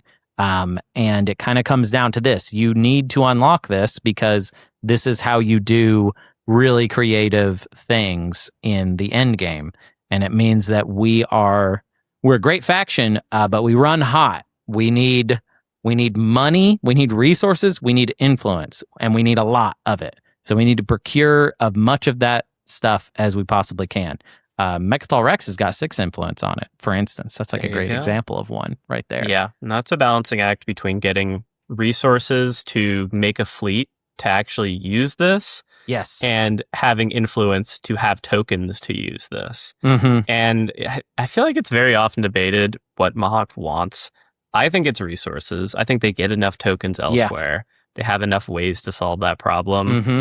And you really just need a ball, right? You need a giant ball to just go around the galaxy and, do everything. Yeah. I mean, there's just this component is it has too large a span to actually even talk about the things you can do with this. But if you're new to Mahact and if you're listening to this and you've only played them a couple times, or if you're thinking about playing them, this component's it's a scary one because it gives you so many options and it can definitely overwhelm you, especially when you're at like 6 hours into the game and you're in like the end game when you're going to start realistically using this, and you're tired and you have to think of your own win and how other people are going to win, and it's just a lot. So get up, walk around, get something to eat, make sure you're mentally good on this one, because Mahact is definitely one of the more mentally taxing factions to play, and this is the reason. Yeah, don't burn your brain on this component. Because it will leave you with a lot of options. It's important to note, that last line there, and end your turn. So if you are trying to make use of fleet logistics, make sure that you, like, let's say we have an unlocked fleet. We move the fleet forward. We do something, maybe a combat or whatever. And then we can, fleet logistics, second action, activate in order to remove the token and end our turn. If you try and do that the other way around, you will just end your turn too early. So make sure that if you're trying to do multiple actions, that you are not opening with this commander, because you won't get to do an additional action because your turn's over. End of turn means end of turn. Although technically, the way that Thunder's Edge is written, you would get to do another action in that case, but that's the only case. Yeah, with the legendary ability. No, that's why. Jupiter Brain is really good on Mahact in a way that it isn't on any other faction. It's true, because being able to, especially if you have Fleet Log, you can activate somewhere, Fleet Log lift, Jupiter Brain, do another action, and it's like, okay, this is just Minister of War. That's just what's happening here. On tap. Yeah, on tap. It's crazy. And Mahact's really good at expeditions. Like, we haven't talked about it yet, but they can do a lot that other people don't traditionally have great access to. Yes. Yeah, they have all the options when it comes to that. They are not... this is going to be a very different episode when it comes to talking about strategy cards round one, because we just don't have the same requirements as everybody else. I mean, I'll say I want to piggyback off something you were just saying a little bit ago about influence versus resources. This is one of the reasons that I like taking leadership as Mahact, because I'll just take some sort of token. I'll get just ahead on tokens, not even use them all. You know what I mean? Just kind of have a little excess in the mid game. And then by the time we get to the late, it's not that I needed to have the craziest influence slice or have control of Mechatol Rex for like a long period of time. And instead I can just focus on, like spiritually, the idea would be like spending that 3 resources at home on more ships and not even using the 5 influence for tokens. So it doesn't always work out that way. But yeah, just make sure that you are maintaining a healthy armada, so that, it's not just that we have all these tokens and we could just, I could activate over and over and not do anything with it. There's another reason, though, that I like transit is that you can sort of stretch the amount of plastic that you have. Using transit, you can easily kind of maneuver your stuff around without having to overly rely on this guy. You know what I mean? I go here, I do a ground combat, transit it out. I'm not even going to reactivate. I'm going to just send it off somewhere else, and save a little tokens. Because this does cost a lot token-wise. I mean, it's a whole token just to unactivate. So kind of can get costly. You want a healthy stockpile going into what you perceive as the last round. Yes. And that's a big thing is we talked about it in the last episode I was on, two episodes ago that I was on. And tempo is you gotta, if you don't think the game's ending round 4, don't use all your potential energy then. Like save it for round 5. Unless you're doing like, and there's some stuff you can do with Star Lancers. Like you can set up for a round 1 Imperial win on Rex, where if you have everyone's tokens and you're on Rex, you can just win first action because they activate you. There won't be enough time. Yeah. So unless you're doing something like that, use your potential energy at the right moment. Yeah, for sure. A lot of it has to do with timing, and a lot of the way people are going to play against you is looking at the timing of the commander as well. They're going to think, okay, Mahact goes here, activates again. Okay, like, you know what I mean? And there's a lot of fun ways to sort of twist that up or kind of throw off the tempo. And I'll give you an example of one right now. We'll talk about their hero, which is the character's Arrow Shear Hour, the Archon of Command, of course, and the unlock is normal, have 3 scored objectives, and the flavor text is... As the army warily approached their foe, the gleaming golden figure raised their hand. Golden light flashed, and the army fell upon itself in wanton slaughter. The ability is called Benediction, the little subtext Pax Magnifica, which you might recognize from the box. The ability is action. Move all units in the space area of any system to an adjacent system that contains a different player's ships. Space combat is resolved in that system. Neither player can retreat or resolve abilities that would move their ships. Then purge this card. Okay. In Prophecy of Kings era, this was kind of a Winslay thing. I feel like it's shifted a bit. I use this more often now on myself in order to sort of juggle or break the expectations of how quickly I'm going to be able to get to a place. For instance, sticks, basically. Sticks, yeah. No, it's I think at the very least, this component is +2 tokens because you can use it on yourself to move yourself out of a locked down system into an unlocked system. Boom. And then move. Yeah, that's pretty much the same as activating yourself and then doing that action. So at the very worst, it's just like a discount commander. Yep, but big time. Broaden your mind, and I've said this a lot this episode, but this is a really versatile component. And again, it can overwhelm you. There's a lot of options. Yes. So keep your options open, but if you just have to use it for something simple, that's also fine. Yeah. There's a lot of plays you can do with this one. A couple rules things because some people mess this up. Transporting. You cannot force other people or even let them transport their units. So if you benediction someone else, unless they have ground forces in the space area, they're staying on the ground. Yep. But if you benediction yourself, you can transport from the ground. So that's definitely very useful.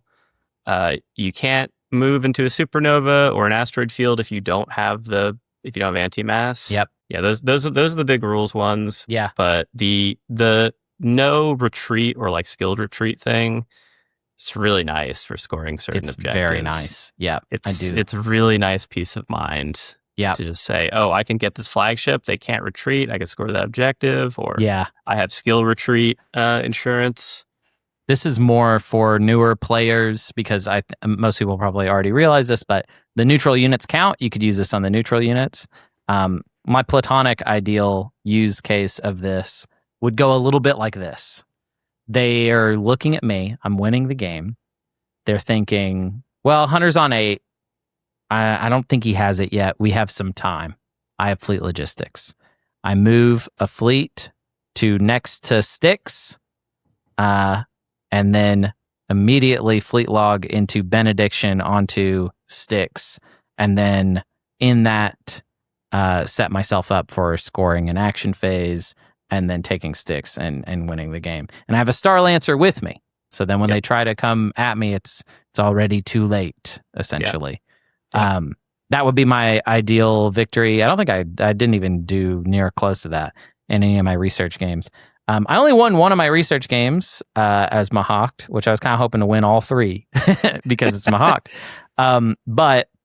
And even the one I won, I accidentally broke a rule.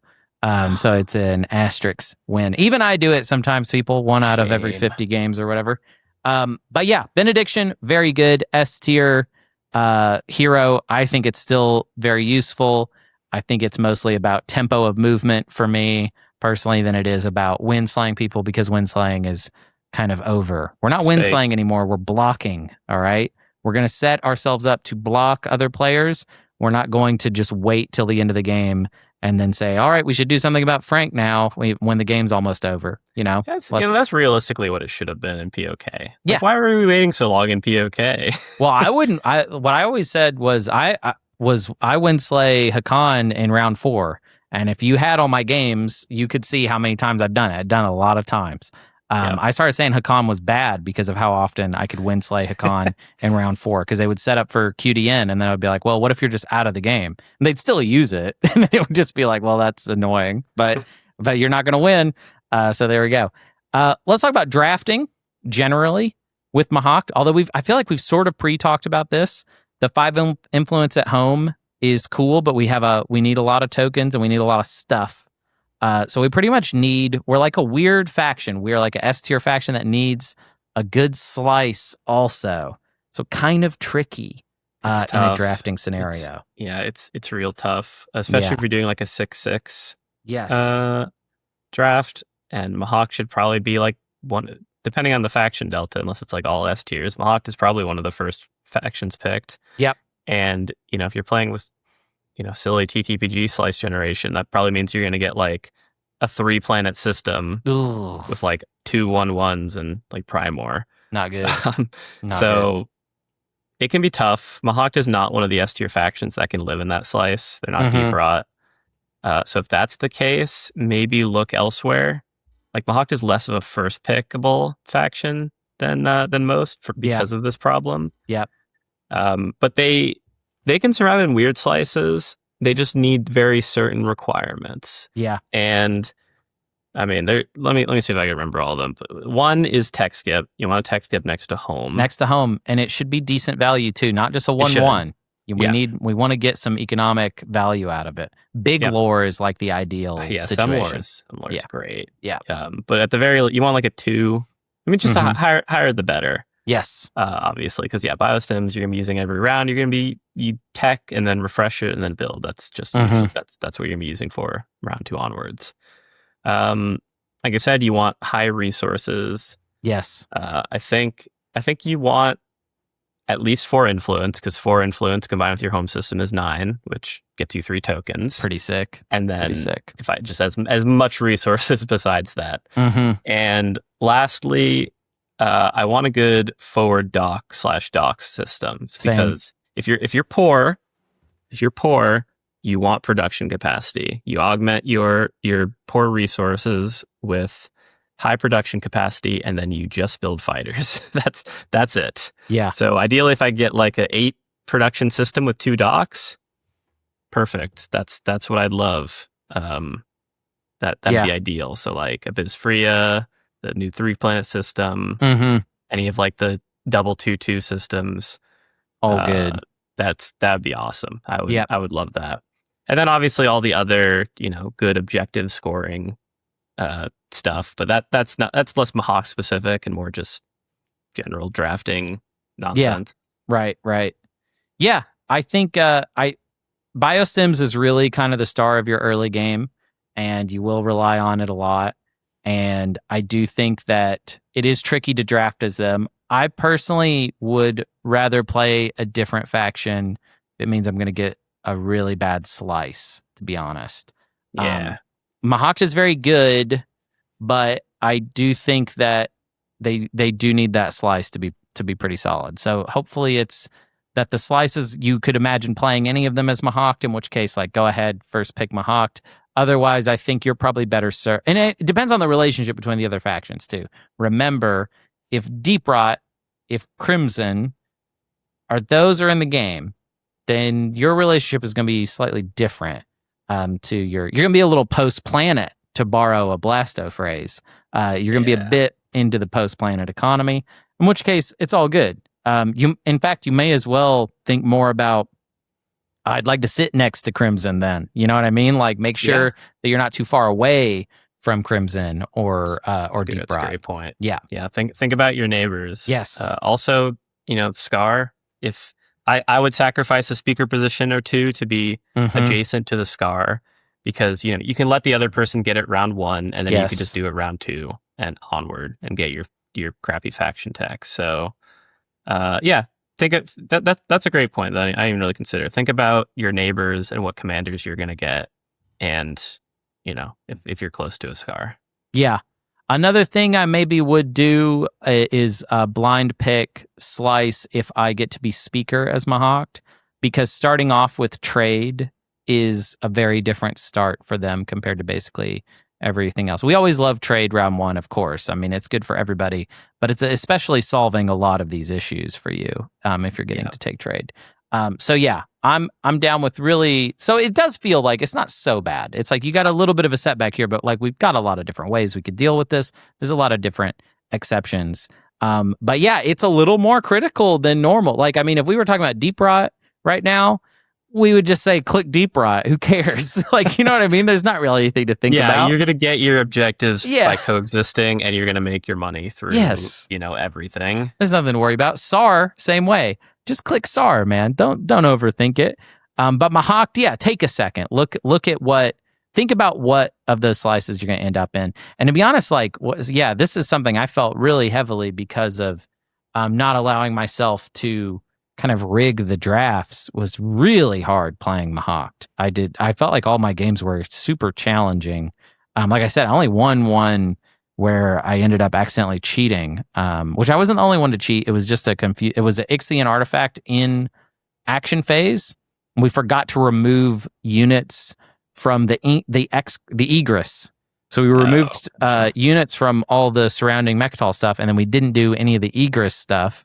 And then later, I ended up using that ship to win the game. Now, I did have a ship that could have gone instead, and would have, and I think would have ultimately just been the same outcome. But it's hard to know, But yeah, so as far as strength-wise in general, we've highlighted, I think, a lot of them. We've got the best mech in the game. We've got the best leader suite in the game. I think that the synergy of the breakthrough is extremely helpful. I'm not passing on the breakthrough, even though I don't necessarily love the ability. I'm not saying you shouldn't get it. X89, very potent, very important. And I think that in some ways, even the leader suite has been a bit improved. To talk a little negatively, though, I do think that they were a little bit better in POK. And the reason I say that is because the pace increase of the game means that there's more of a ticking clock on Mahact. They need to get all these things online. You need to get your commander online. You need to get a bunch of ships out. We have a production problem at home. We're not always going to be willing to prioritize finding these little fights in order to make sure that we have our commander unlocked. And even when we do, we then need to have like a pretty decent engine for making use of that commander. Also, you have to win the game. It's a lot of things you do got to do.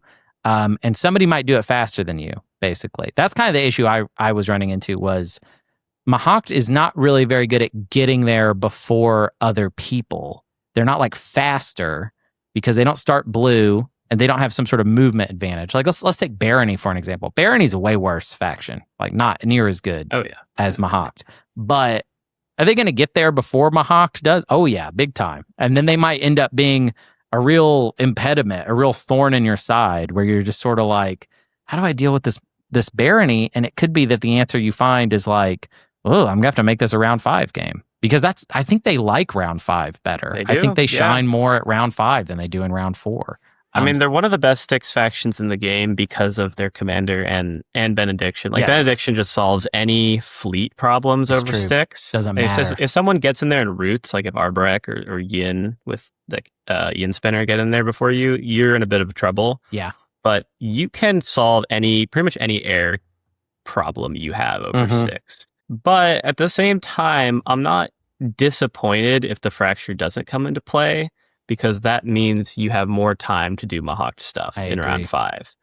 You're actually pretty good at control stage 2s. Like you can do those fairly. I don't want to say reliably, but when you have that big token pool saved up, it's actually something you can do. Yeah, I agree. You're almost down for no Fracture. I think your abilities would stay a little potent, because they're very good, but it's almost like if the more the cone is sharpened, it's like, okay, well, I have all this flexibility, and you're telling me I have even less to accomplish. So now it's like my flexibility shines even more because there's less opportunity out there for everybody. And they just such potent closers. I mean, they've got like 3. Most factions at most have like 1 closer, and they have 3 closers that all work together. Pretty sick. Insane. It's insane. Way. Their late game's crazy. Don't let them get there, I guess. No. But that's easier said than done, because Mahact is one of the worst factions to forever war against. Big time. Because if Mahact is in, I've lost the game, I'm bringing you down with me, you're going to lose. There's no way to beat Starlancer, Benediction, Commander. Like, that's too strong of a combo when their ire is entirely upon you. Yeah, I agree. Yeah, they're tough to contend with, and I wouldn't want to be in a situation where they're specifically focusing on me really at all. But yeah, I do feel like if you're going to throw a wrench in there, it's probably the mid game is the time to do it. Waiting to the end is not. There's just nothing really worthwhile in that.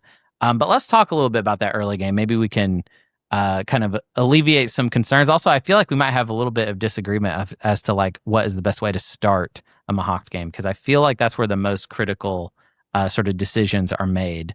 So talking about strategy cards, leadership, I actually feel pretty positively about. I kind of rated it like a medium tier in the early game. So I'm not willing to say it's like the most important, but I think that I feel like I'm a big token guy for Mahact, and I want to solve this problem by getting ahead on it, not by having an over-influence slice. So we totally agree with that. The focus actually should be more on resources. But that leadership card, it do give you 3 tokens, and you don't actually have to use all of your tokens every round. Crazy, right? You could save them and start building up some sort of excess amount and not just throwing them all onto the table and then being like, I don't have any tokens in round 3. And it's like, well, yeah, bud, you were spending them. You remember you just kind of moved that ship there for no reason. You should also try to accomplish multiple things every time you activate. I don't want to just go somewhere to go somewhere. I want to go fight, get a token, fight again. I love when there's like a ship in the air that belongs to one faction, and then underneath is like a planet controlled by a different faction. That's 2 tokens. That's 2 commanders we're getting. Very, very cool. Also, another thing with Deep Rot, I didn't mention this earlier, but get them to use their agent on you. Oh my god, yes. You can just get their token super easily. Like, it's like, hey, put your guy here on the planet that I'm going to put my space stock on. So no reason why. No reason why. No reason. Yeah. Definitely be down for that. I agree. It's all about efficiency. I'm less hot on leadership because I feel like a lot of Mahact round 1s. I mean, this will depend on the objectives. If you can do them super easily, go ahead and stock up. Leadership is just worth a lot. It's worth 9. That is like about the same as trade if you just care about tokens. Yep. If you already have an influence-rich slice, I'm less big on leadership, but I agree. I think it's like a mid pick. It's like a 4th or 5th pick. Yeah. I'll usually be okay with getting it. Exactly. For diplomacy, I'm going to rate that low, unless with the exception of if we have some high resource stuff and we're like last pick. Like, I'd love to not do it because technically, just following it. We have we get to follow more secondaries round one than most people because we basically have 3 secondary follows. We've got the 2 that we start with, and we also have our agent. So that's pretty chill. But we need a good target, right? We need something that it's like worthwhile for us to take it. Otherwise, I don't really care about it.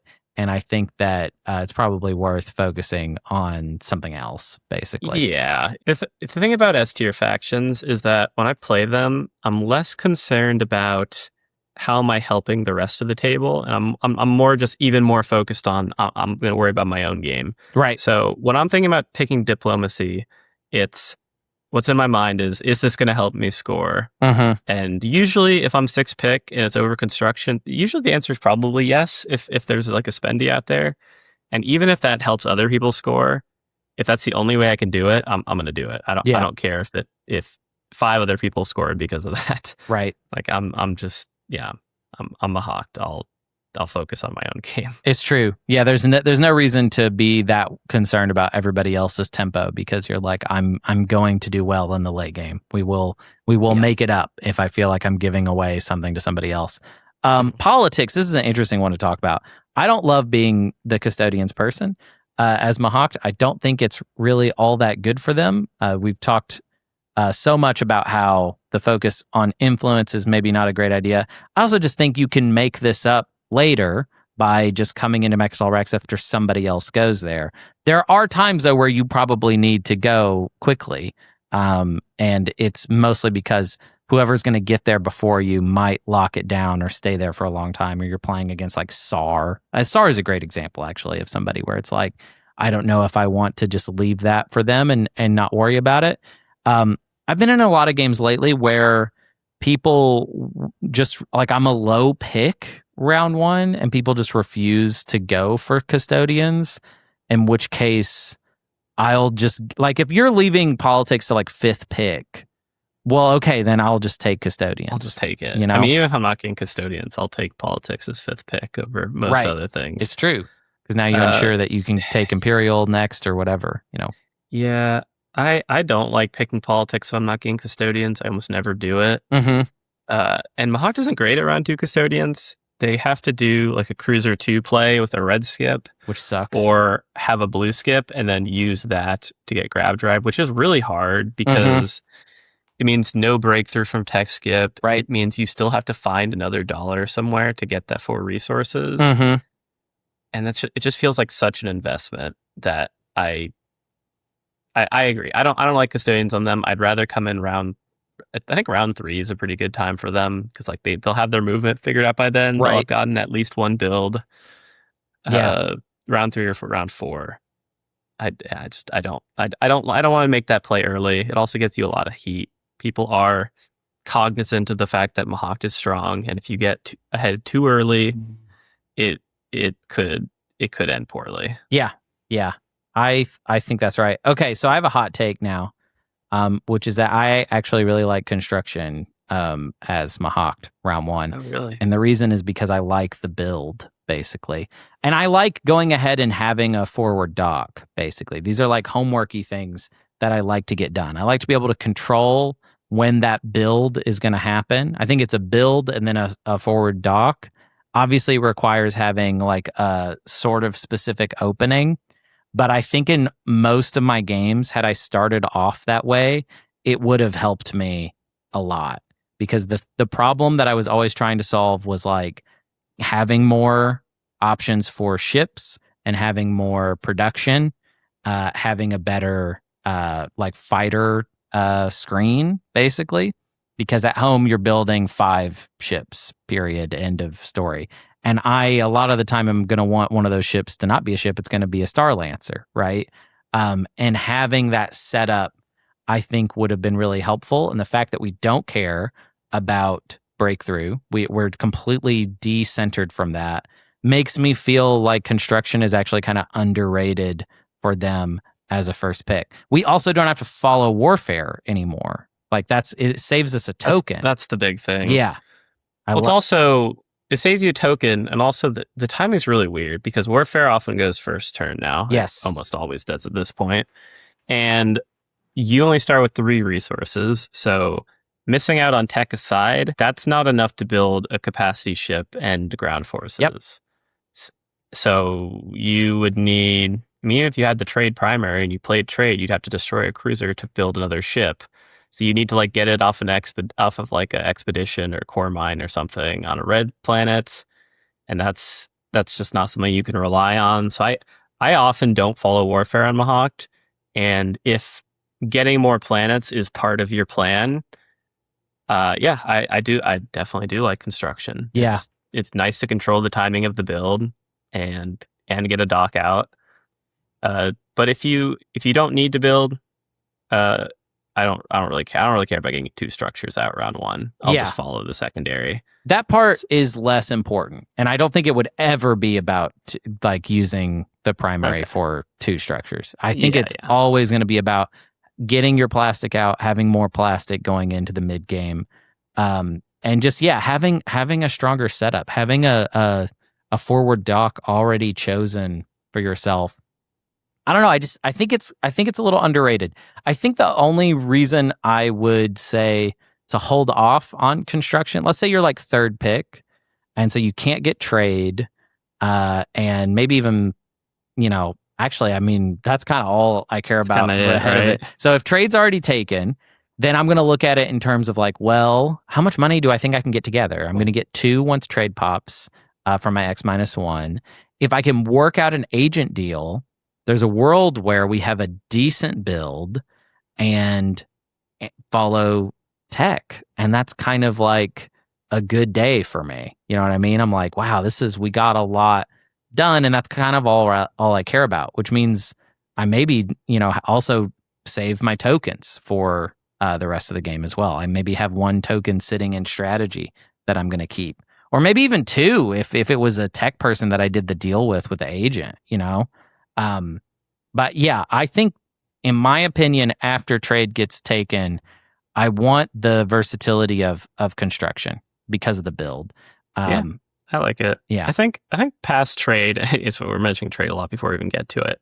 I think past trade, there's not a lot of, like, in a vacuum, there's not a lot of options I'm looking at. I'm like, okay, I really need this. Yes. Like for some factions, it's trade and then politics to get, like, if you're a breakthrough person. But you kind of just get your breakthrough for free with biostims. You don't have to care about that as much. So really, and this even goes back to drafting, is obviously if you get Speaker as Mahact, that's awesome. But after that, I don't really care as much of like 2nd pick versus even all the way to 6th pick. It's true. It's I'm more of like, even if it's like a small faction or a small slice delta, I'm gonna go for that. I'm gonna go for my preferred slice over Speaker order. Yeah, and I do think, I mean, let's just go ahead and talk about it. I mean, trade is the best possible pick. It's the number 1. It helps you so much. Basically, solves all of these problems. With the only weakness being what we've already discussed, which is that warfare go first. So therefore, it's going to happen in such a way that you're probably not going to love. I mean, I guess you could move out on your first turn, and then you spend that 3 for warfare to get a cruiser and 2 infantry. It's like, what are you even really building with 3? It's rough. It's rough. You gotta either get a neighbor from that and do like a green explorer, or bank on a red explorer. I don't like the warfare secondary in Mahact. It's not a fan of it. But even still, trade is good. Like, you can always just activate at home and build later. Right. You have predictive, you have that versatility to be able to do that. So getting trade means you can follow tech. It means you can probably score if there's a spendy. And it means if you don't have to use the money for a spendy, you can get a build and get the ball rolling, get some momentum into the mid game, and that's a really good start. That's strong. Yeah. The plastic you build in round 1 is the plastic you use to take Mechatol in round 3. So it's kind of it's a big pretty deal. important. Pretty important. What do we think about warfare? Because I actually kind of hate warfare. The primary. Okay, I'm the opposite. Okay, I actually like it. I like it a lot because what warfare lets you do is it lets you gain more planets without needing to do the warfare secondary. Yes. And that's why I like it. That is cool. If you have to use your home system to do other stuff, score tech, you probably won't use it for breakthrough. If you need to use it for other stuff, and you don't want to do the warfare secondary, we've already discussed why the warfare secondary is not fantastic on Mahact. The warfare primary lets you just take another system without needing to do that. Yeah. And for even if you're just using it to like take another system adjacent to home, like say the 3 systems next to you are all planets, and you need to do that, you need to take those for an objective. I'll even just take warfare to take that 3rd system if it's good enough. Right. And that may seem weird, but it can help. You kind of stretch yourself thin a little bit because you're leaving systems empty. That's what I don't like about it for them. I just feel like it's not enough starting units to be spreading that thin. And we're Mahact. They should be playing hardball with you. So I feel like that sets me up for an open. What I love about, to me, this is the opposite of what I was talking about for construction, which is like kind of pitching like a slower, methodical opening with where we're maximizing how many ships we have. Whereas the warfare primary, I'm afraid it's like, well, now I've kind of spread out. And there are cool things about it. Like obviously I'm sort of set up to, in this position, I'm probably set up to take Mechatol Rex from somebody round 2. That's pretty cool. I don't hate that. But yeah, because the Dreadnought now is moved out, it could be in range, which means we could come at Mechatol Rex with like a Dreadnought, a cruiser, and that's pretty good. I mean, there's not a lot that deals with that. Usually enough to win round 2. Yeah. Yeah, no, it's I like it. I like it because I like it because I don't like the warfare secondary on them. That's mostly why. It's a way to take the 3rd system without worrying about the warfare secondary. And maybe you're right that construction is a better way to do that, but sometimes you don't have the money to do that build. For sure. And that's why it's so much about, did you find a good agent deal, basically. And I'm not even good at that. So this is me imagining that I'm somebody else. And I'm like, okay, if I'm getting something out of that agent deal, then I feel like construction has like a higher ceiling. But yeah, warfare means our economy is better round 2 as well than it would have been. So that's also pretty useful. I just get scared. I don't know. I'm like my mother. I worry. And this is one of the things I worry about, is spreading too thin. Technology. To me, I'm kind of just whatever about it. I'm sort of mid-tier about it. It is nice that it saves us the cash. We don't have to spend that 4 resources on tech. But unless we have a blue skip, there's rarely a tech that we're grabbing round 1 that is so important that I'm like, oh, I'm so glad I have this like right now. So I don't know. Pick. Yeah, like it's not something I'd prioritize, but yeah. Again, not doing the warfare secondary means taking tech is less of a problem because you go after warfare. Right. That's normally a problem, but it doesn't matter as much here. Mm-hmm. For me, it's less, I'm going to get a tech I need round 1 and more. I was going to tech anyways. This just saves me 4 resources, which is awkward for Mahact. Yep. And a token, which is less important, but still, +1 token is good. Yeah.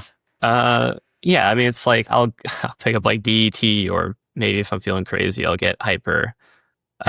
Yeah. Because Hyper's one you can purge in like round 4 and Hyper's be fine fun. With. Yeah. You get your use out of it and then you throw it in the garbage. Yeah, not for my love of transit. I'd probably be like, oh yeah, you should always get Hyper as the. Yeah, I mean, if there's a time to get Hyper, I think it's like round 1 if you don't need anything else. Yeah. And you don't have another green or yellow skip to X89. Right. This is like a 5th or 6th pick to me. You're just not using the tech round 1, right? Really. That's the problem. That's the issue. And other people are. Yeah. It probably gets taken by somebody else before you would take it, is the thing. I think that's sort of the vibe of it. Imperial, there's no argument, I feel like, for that, because you can't start with biostims and then tell me you're going to throw away your secret for your breakthrough. If you're doing that as Mahact, you have an issue and you need to fix you did that. Something wrong. Yeah. Also, someone else is going to do it before you. Yeah, that's true. The leadership players can be like, "Oh, sweet, thanks. Oh, just gonna throw this away. I hate my secret. It sucks. Awesome. I was going to keep it, but no, goodbye." There we go. All right, let's talk about tech paths. All right.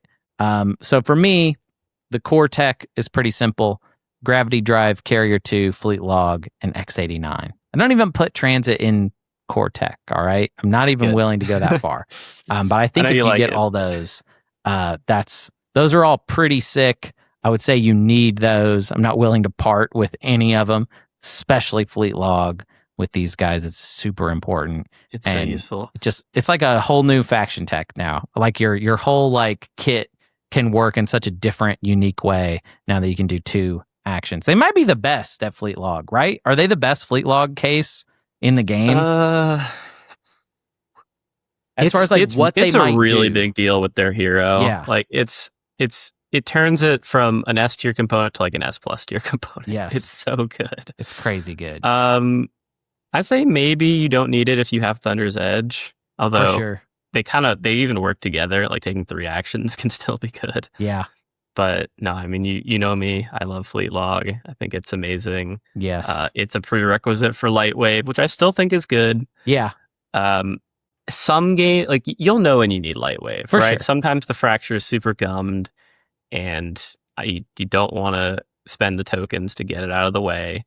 So, I think I'd rather have Lightwave than like Transit. Yeah. Or like Sling Relay. I do like Sling, but Me too. It's just not super necessary on Mahact. There's just other stuff I need. But I don't like, my challenge with the core tech is there can only be like 4 or 5 depending on how much tech I think you're going to get. I think Mahact is going to get slightly less tech, so I go 4 tech. And that's why I like, to me, Lightwave would be in that last slot, but I think X-89 is more important because the only challenge they ever come down to that Benediction can't solve is the ground combat. So I'm like, well, technically they can get around needing Lightwave. It can be a pain in the butt, but they can sort of chew through whatever is in the way. And then the only thing they can't solve is just whatever has been left on the ground of Styx or Mechatol Rex, because we're using Benediction offensively now. We used to say, don't let people talk you into using Benediction for their benefit. This was something we said in the POK era long ago, and we are way past that now. All right, we are using Benediction for our own goals in order to make it so that we win this game. There's no world where somebody else is getting us to do it. Nope, no chance. Yeah. What as far as skips go, what would you kind of throw into the mix if you had the right skips? Yeah. So skips kind of change in a way that it doesn't for other factions. I think skips just drastically change your tech path, because what you said is right. You want to get to those, but the journey to how you get there is just it's going to be vastly different. Yep. So if you have a blue skip, there's a couple of things you can do. And if it's a cheap blue skip, if it's like Archon Veil, I don't really want to spend that for a blue skip. That's kind of rough. Yeah. If it's a cheap like 1/1 blue skip that I don't mind exhausting several times, there's a couple things you can do. You can round 1 avoid teching, which is, I don't love doing that, but you can do it. Yeah. You can tech hyper. I think having a blue skip is the only situation I'd tech hyper round 1, because you don't need to get DET because you have the blue skip. Right. And what else are you going to get?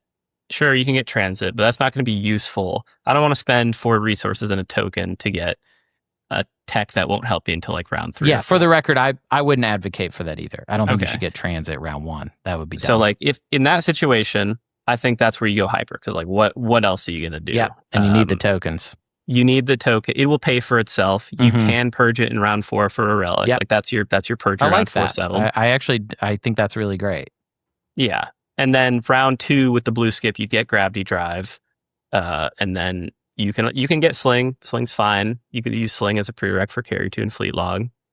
Or you can just skip to Fleet Log, use Fleet Log as a prereq for Carrier 2. And then you have Hyper, so just get X-89. That's that's 4 techs, 5 techs. Not bad. Which is, if you tech round 1, that's usually reasonable. Yeah. If you don't have a blue skip, it's pretty much the same, but you skip the Hyper and you just go DET. Yep. I think. And that's DET, or if you need anti-mass, you can go anti-mass. And you do have that cruiser, so I mean, we are doing something with that DET. You know. Yeah. Don't forget to do some explores, and we can predictive out. We don't necessarily have to follow that many things. We're probably going to get let's say we're late pick. We're not even going to get to do warfare. So sorry. We predictive out one of those tokens, and then now we have an extra one to use at home in order to build. So we can do 4 actions easily without even taking leadership or anything like that. You could do that with any strategy card. It's that versatility, baby. They're so versatile. They are. They're great. I love them. Yeah, I think these are all like, I mean, I just want to have my little argument for transit. What I love about transit is that the Starlancers are, if they're playing good against you, they're watching where the Starlancers are all the time. And this is the only way to sort of get one over them, basically, and sort of surprise them, is to transit your Starlancers into various places that you need them. And also sometimes the fracture comes out in a way that can be a little tough to deal with, and you'll kind of run into situations where you're like, okay, I've got Starlancers at home, I've got Starlancers at Mechatol, but maybe there's not an Ingress at Mechatol for some reason, and then you're like having to go into the fracture from a weird direction, and then transit helps you kind of make all that work, basically. Also, sometimes your Starlancers die because you're expecting them to do too much, and then you got to build more at home and get them to the front that way, basically. So yeah, for sure. That's I think my arguments there is just that it's just such the Starlancer is just so critical that you want to have a little more versatility with it. But beyond that, no, I think we're totally in agreement here. They're low unit upgrade faction. Really, there's just weird Cruiser 2 stuff as far as taking Mechatol Rex around 1. I really don't know if it's a good idea. I maybe even lean that it's a bad idea, but it's probably a bad idea. But if Cruiser 2 is the only way you can get a point round 1, I'll do it. And it usually involves the tech primary. Mm-hmm. And it's the tech primary and a red skip. Yep. And then you just need $1 more. That's you get it. Custodians. Yep. That's what you got to do. I don't love it, but because if you get Cruiser 2, here's what's going to happen. You're going to say, I have Cruiser 2, I need to build cruisers.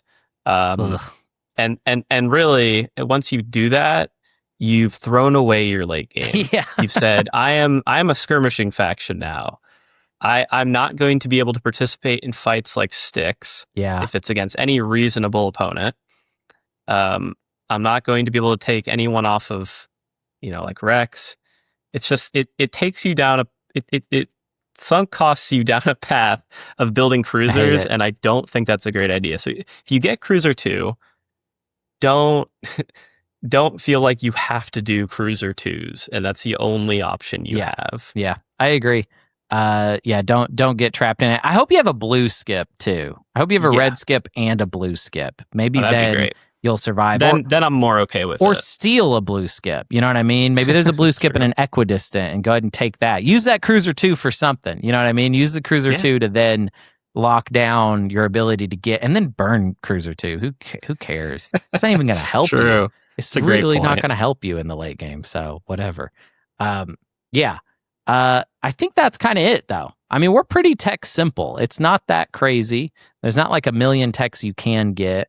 And there's not like some special thing that you need to do. It's pretty straightforward. And the rest of it is just us relying on the kit that we already have. Yep. Yeah. So what do you feel about integrated? Because it does have an interesting synergy with Mahact. Sure. Because you can use the integrated units immediately. Yep. So what do you got for the integrated people out there? You got anything? I mean, okay, using immediately. It's not quite immediately. It's like you lift the token. You lift the token. So with Fleet Log, we're using it like next round or whatever. I think I'd rather just not worry about it. I don't think it's helping me that much. I think that everybody that uses integrated has some other component that is helping them make the most of it. And by that I mean some sort of upgrade or they've gotten more tech, like just in general. So maybe there's a world where, like, if we're extending the core tech out, let's say we're going to get like 7 tech, then maybe that 7th tech is integrated. That's maybe where I would put it. I think after I have like the full blue suite and X89 and Carrier 2, I think integrated's the next one. I need Light Wave. Yeah. Yeah, Light Wave before for sure. I like probably even Fighter 2 before. Oh yeah. Before integrated. I probably would get Fighter 2 before integrated. Yeah. I just feel like that's not how you lock things down as Mahact. Like integrated is about locking down systems and being really annoying. And I just tell you to stop. I just tell you you're done. That's how I do that. You got a Starland, so you don't need to worry about that. All I care about is I want to win that fight for Styx. Integrated could help me, I guess, for staging to win that. But also so would transit, and pretty simpler. Personally, it is a little easier. I mean, you can't transit to like your ships that are in the fracture, right? Yeah, it has to go to a planet. It has to go to a planet. You'd have to do it a little bit in advance, but not that much in advance. Yeah, I agree. Mahact usually goes into Styx like after. They're not usually a first into Styx kind of faction. So once you take it, there shouldn't be that many people that can take it back from you. Right. Because like Mahact just naturally, with a lot of tokens and them efficiently using their tokens, they're not like fantastic stallers, but they're going to be doing their stuff pretty late into the round. Where there's the Yssarls and the Ralnels and the NRAs that are left, but those are not great at taking Styx either. Yeah. I think the integrated argument for Mahact more came from a place of Prophecy of King's brain, where we're thinking about like rooting into somebody else's slice and destroying their game, basically. And that potential's still there, but it's just like that's not really the law of the land right now. So yeah, I don't quite see it. But yeah, it would be on the list. It's just further down, and I probably will never have that much tech, basically, as Mahact. Nah, even with Deep Rot, it's probably not going to happen. Nah.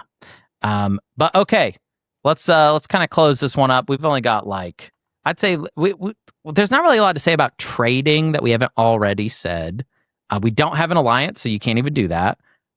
Scepter of Dominion, we've already talked about basically the full, I would say, potential of that card, which is to say that, sometimes you can use it as a sweetener. Really, your best option is the agent, and make sure to do those things that we said as far as like bringing the agent up early. Don't bring it up late. Make sure that people are going into the round thinking about how they're going to make use of your agent so that you can maximize that value. And be game. Don't be stingy about the agent. Like you need the money. Don't try to pretend that, I maybe wouldn't, this is not buck meta. I maybe wouldn't take a buck. But I would take a buck and something else, or $2 or whatever. Buck and a second buck. A buck and a second buck. I would take a buck with an additional buck kind of added on to it, whatever that would make that. But especially in round one, like this can really help people out.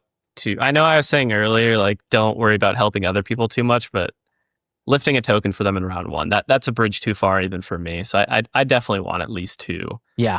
In like round 2 and round 3, I actually probably would take $1 for it. For sure. It's not a lot of people like it. Not a lot of people buy it then. So I usually just I'm set up. You know what I mean? I'm if I was able to get it through, then I'm like, okay, I'm fine. I know how well this is going by round 2, if it's going to be okay. But yeah, sometimes I don't know. I always had this feeling in my Mahact games of like being slightly behind everybody on plastic. So I got this real like ingrained thing of like focus on the ships, focus on getting money together so that you can build more ships. But yeah, so late game and scoring stuff. It all kind of goes together to make such a beautiful late game. And get all of your homework done, get fully set up on round 3, make sure that you have a healthy token supply, save some tokens, set them aside, don't spend your tokens on everything, and get those ships out there. Forward dock, very important. Lots of fighters, Carrier 2 synergy, get your Star Lancers out there, take your bonus point in the mid game, and then go to Styx to finish it up. Like Blasto was just saying, you will likely not be first. You will probably be second. And so therefore, just kind of make sure that you're staying solid there. As far as like objectives that we like or dislike, I think at first we're kind of not super happy with any particular one. There's not like a certain objective that we're like, oh, we love this type. But once we get set up, we can pretty much accomplish anything, especially control objectives. We're so good at those. Round basically. 4, you can do whatever, really. Like make sure the ones that are tempo locked, you're doing the tempo ahead of time. So make sure you have 2 and 2 unit upgrades, or at least be 1 off, right? Like have 1 unit upgrade and have like 3 techs towards 2 and 2, so that if those come out, you're 1 away. Right. Same for structures, and then the control objectives. You're Mahact. You got that. You're good on that department. Yes. And then obviously closing it out with sticks. There are some pools that Mahact is not going to be great in for sticks. But any fight that, like I said earlier, any fight that's in the air, you're good. Save Benediction for that. Like if Barony's in the game, don't use Benediction for anything but moving them out of sticks. Right. Like that's what you're going to use that for. Get them out of sticks and then win that combat on the ground. Yin, do not let Yin score any points. You just can't. I'm sorry. Yin can't be scoring points with you around. Oh, Yin's rough. Yeah. The only real way to counter Yin on sticks is just to get there first, and Mahawk's not great at that. No. Yeah. Yin's a rough pool for Mahact. I wouldn't be too happy if that were the case there. Yeah. Honestly, who else do I dislike? I mean, obviously, Arborek is bad. They're going to beat you on the ground. Slow. They are slow. They're like a round 4. Like if you can get in before Arborek and just have a Star Lancer there, then you're good. Yeah. Honestly, maybe the best thing to do with Arborek is to use Benediction at a critical point on the march in order to just kind of have them go the wrong way at some point. You know what I mean? Like, you went this way. Aggravate the fracture. Nope, send them out. Yeah. It's like they literally don't have the movement. So the issue is that they're like, all right, I'm about to Psychospore. Then after they Psychospore, you just have them go 1 away. And they're like, all right, you can move that, but you won't make it there, basically. So yeah, I don't know. Play a good game looking at everybody else's stuff. Make sure to do your homework, and you'll have a very solid chance in the late game. I do. I don't know if I really got this from you throughout this, 2.5-ish hour long conversation. But do you feel that they have taken a few notches down? Because I feel like they are not quite the number 1 kid in town anymore. I don't think they're the number 1 kit in town anymore, because they have enough things that could go wrong. They have enough points in the game that things can go wrong and knock them off course. Yeah. Are they still S tier? 100%. Yeah. I think as a meta, as a community, I think we're not. I still don't think we're certain on where the breakthrough lies. I think a year from now, I think my opinion on the breakthrough will probably change. I imagine yours might as well. It could. And I don't know where I lie on that. I'd have to, get more reps in on them. And that's a huge turning point, because on one hand, like I said, it is an out. Yeah. But it's a huge risk there. But no, I don't in POK I thought they were number 1, and now I think they're number 3, maybe. Yeah. I also just feel like a lot of the factions have just moved up. Like my A tier has more factions in it than POK. Mm-hmm. I agree. And that just wasn't the case in POK. I'm not certain yet, but I have a weird feeling that about where I rank Mahact overall is right underneath a faction that I think is pretty surprising, but I'm not certain yet. But I sort of feel like the way I feel about Mahact is that I think Federation of Soul is slightly better now, because of how many times I've seen the new Soul breakthrough, just get absolutely out of hand, like just nasty out of hand, to where it's just ridiculous.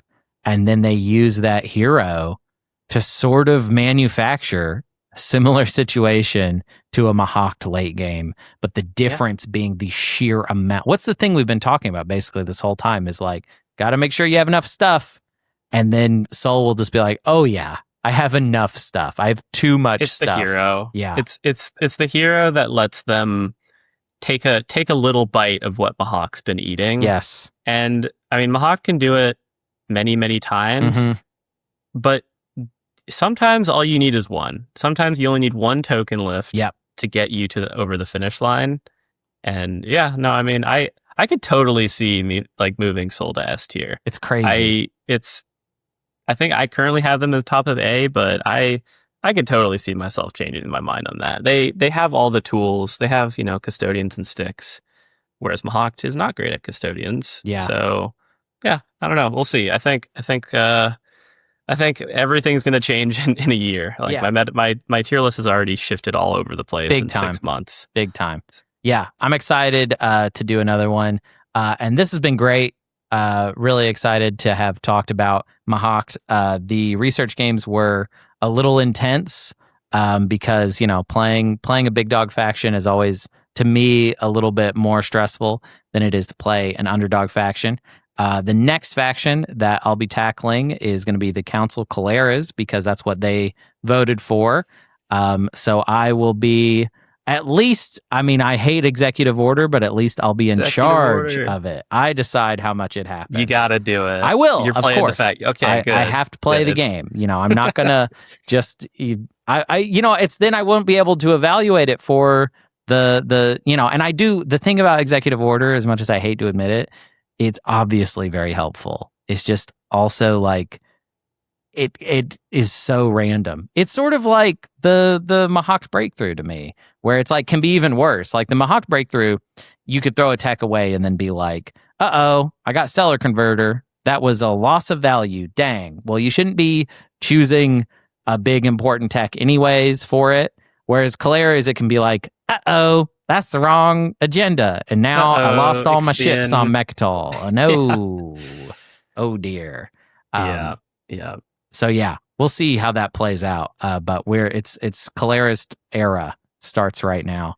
But yeah, thank you so much, Blasto, for being here. It seemed like you probably, do you need to run? Is it run time? Is it go? Yeah, it's run time.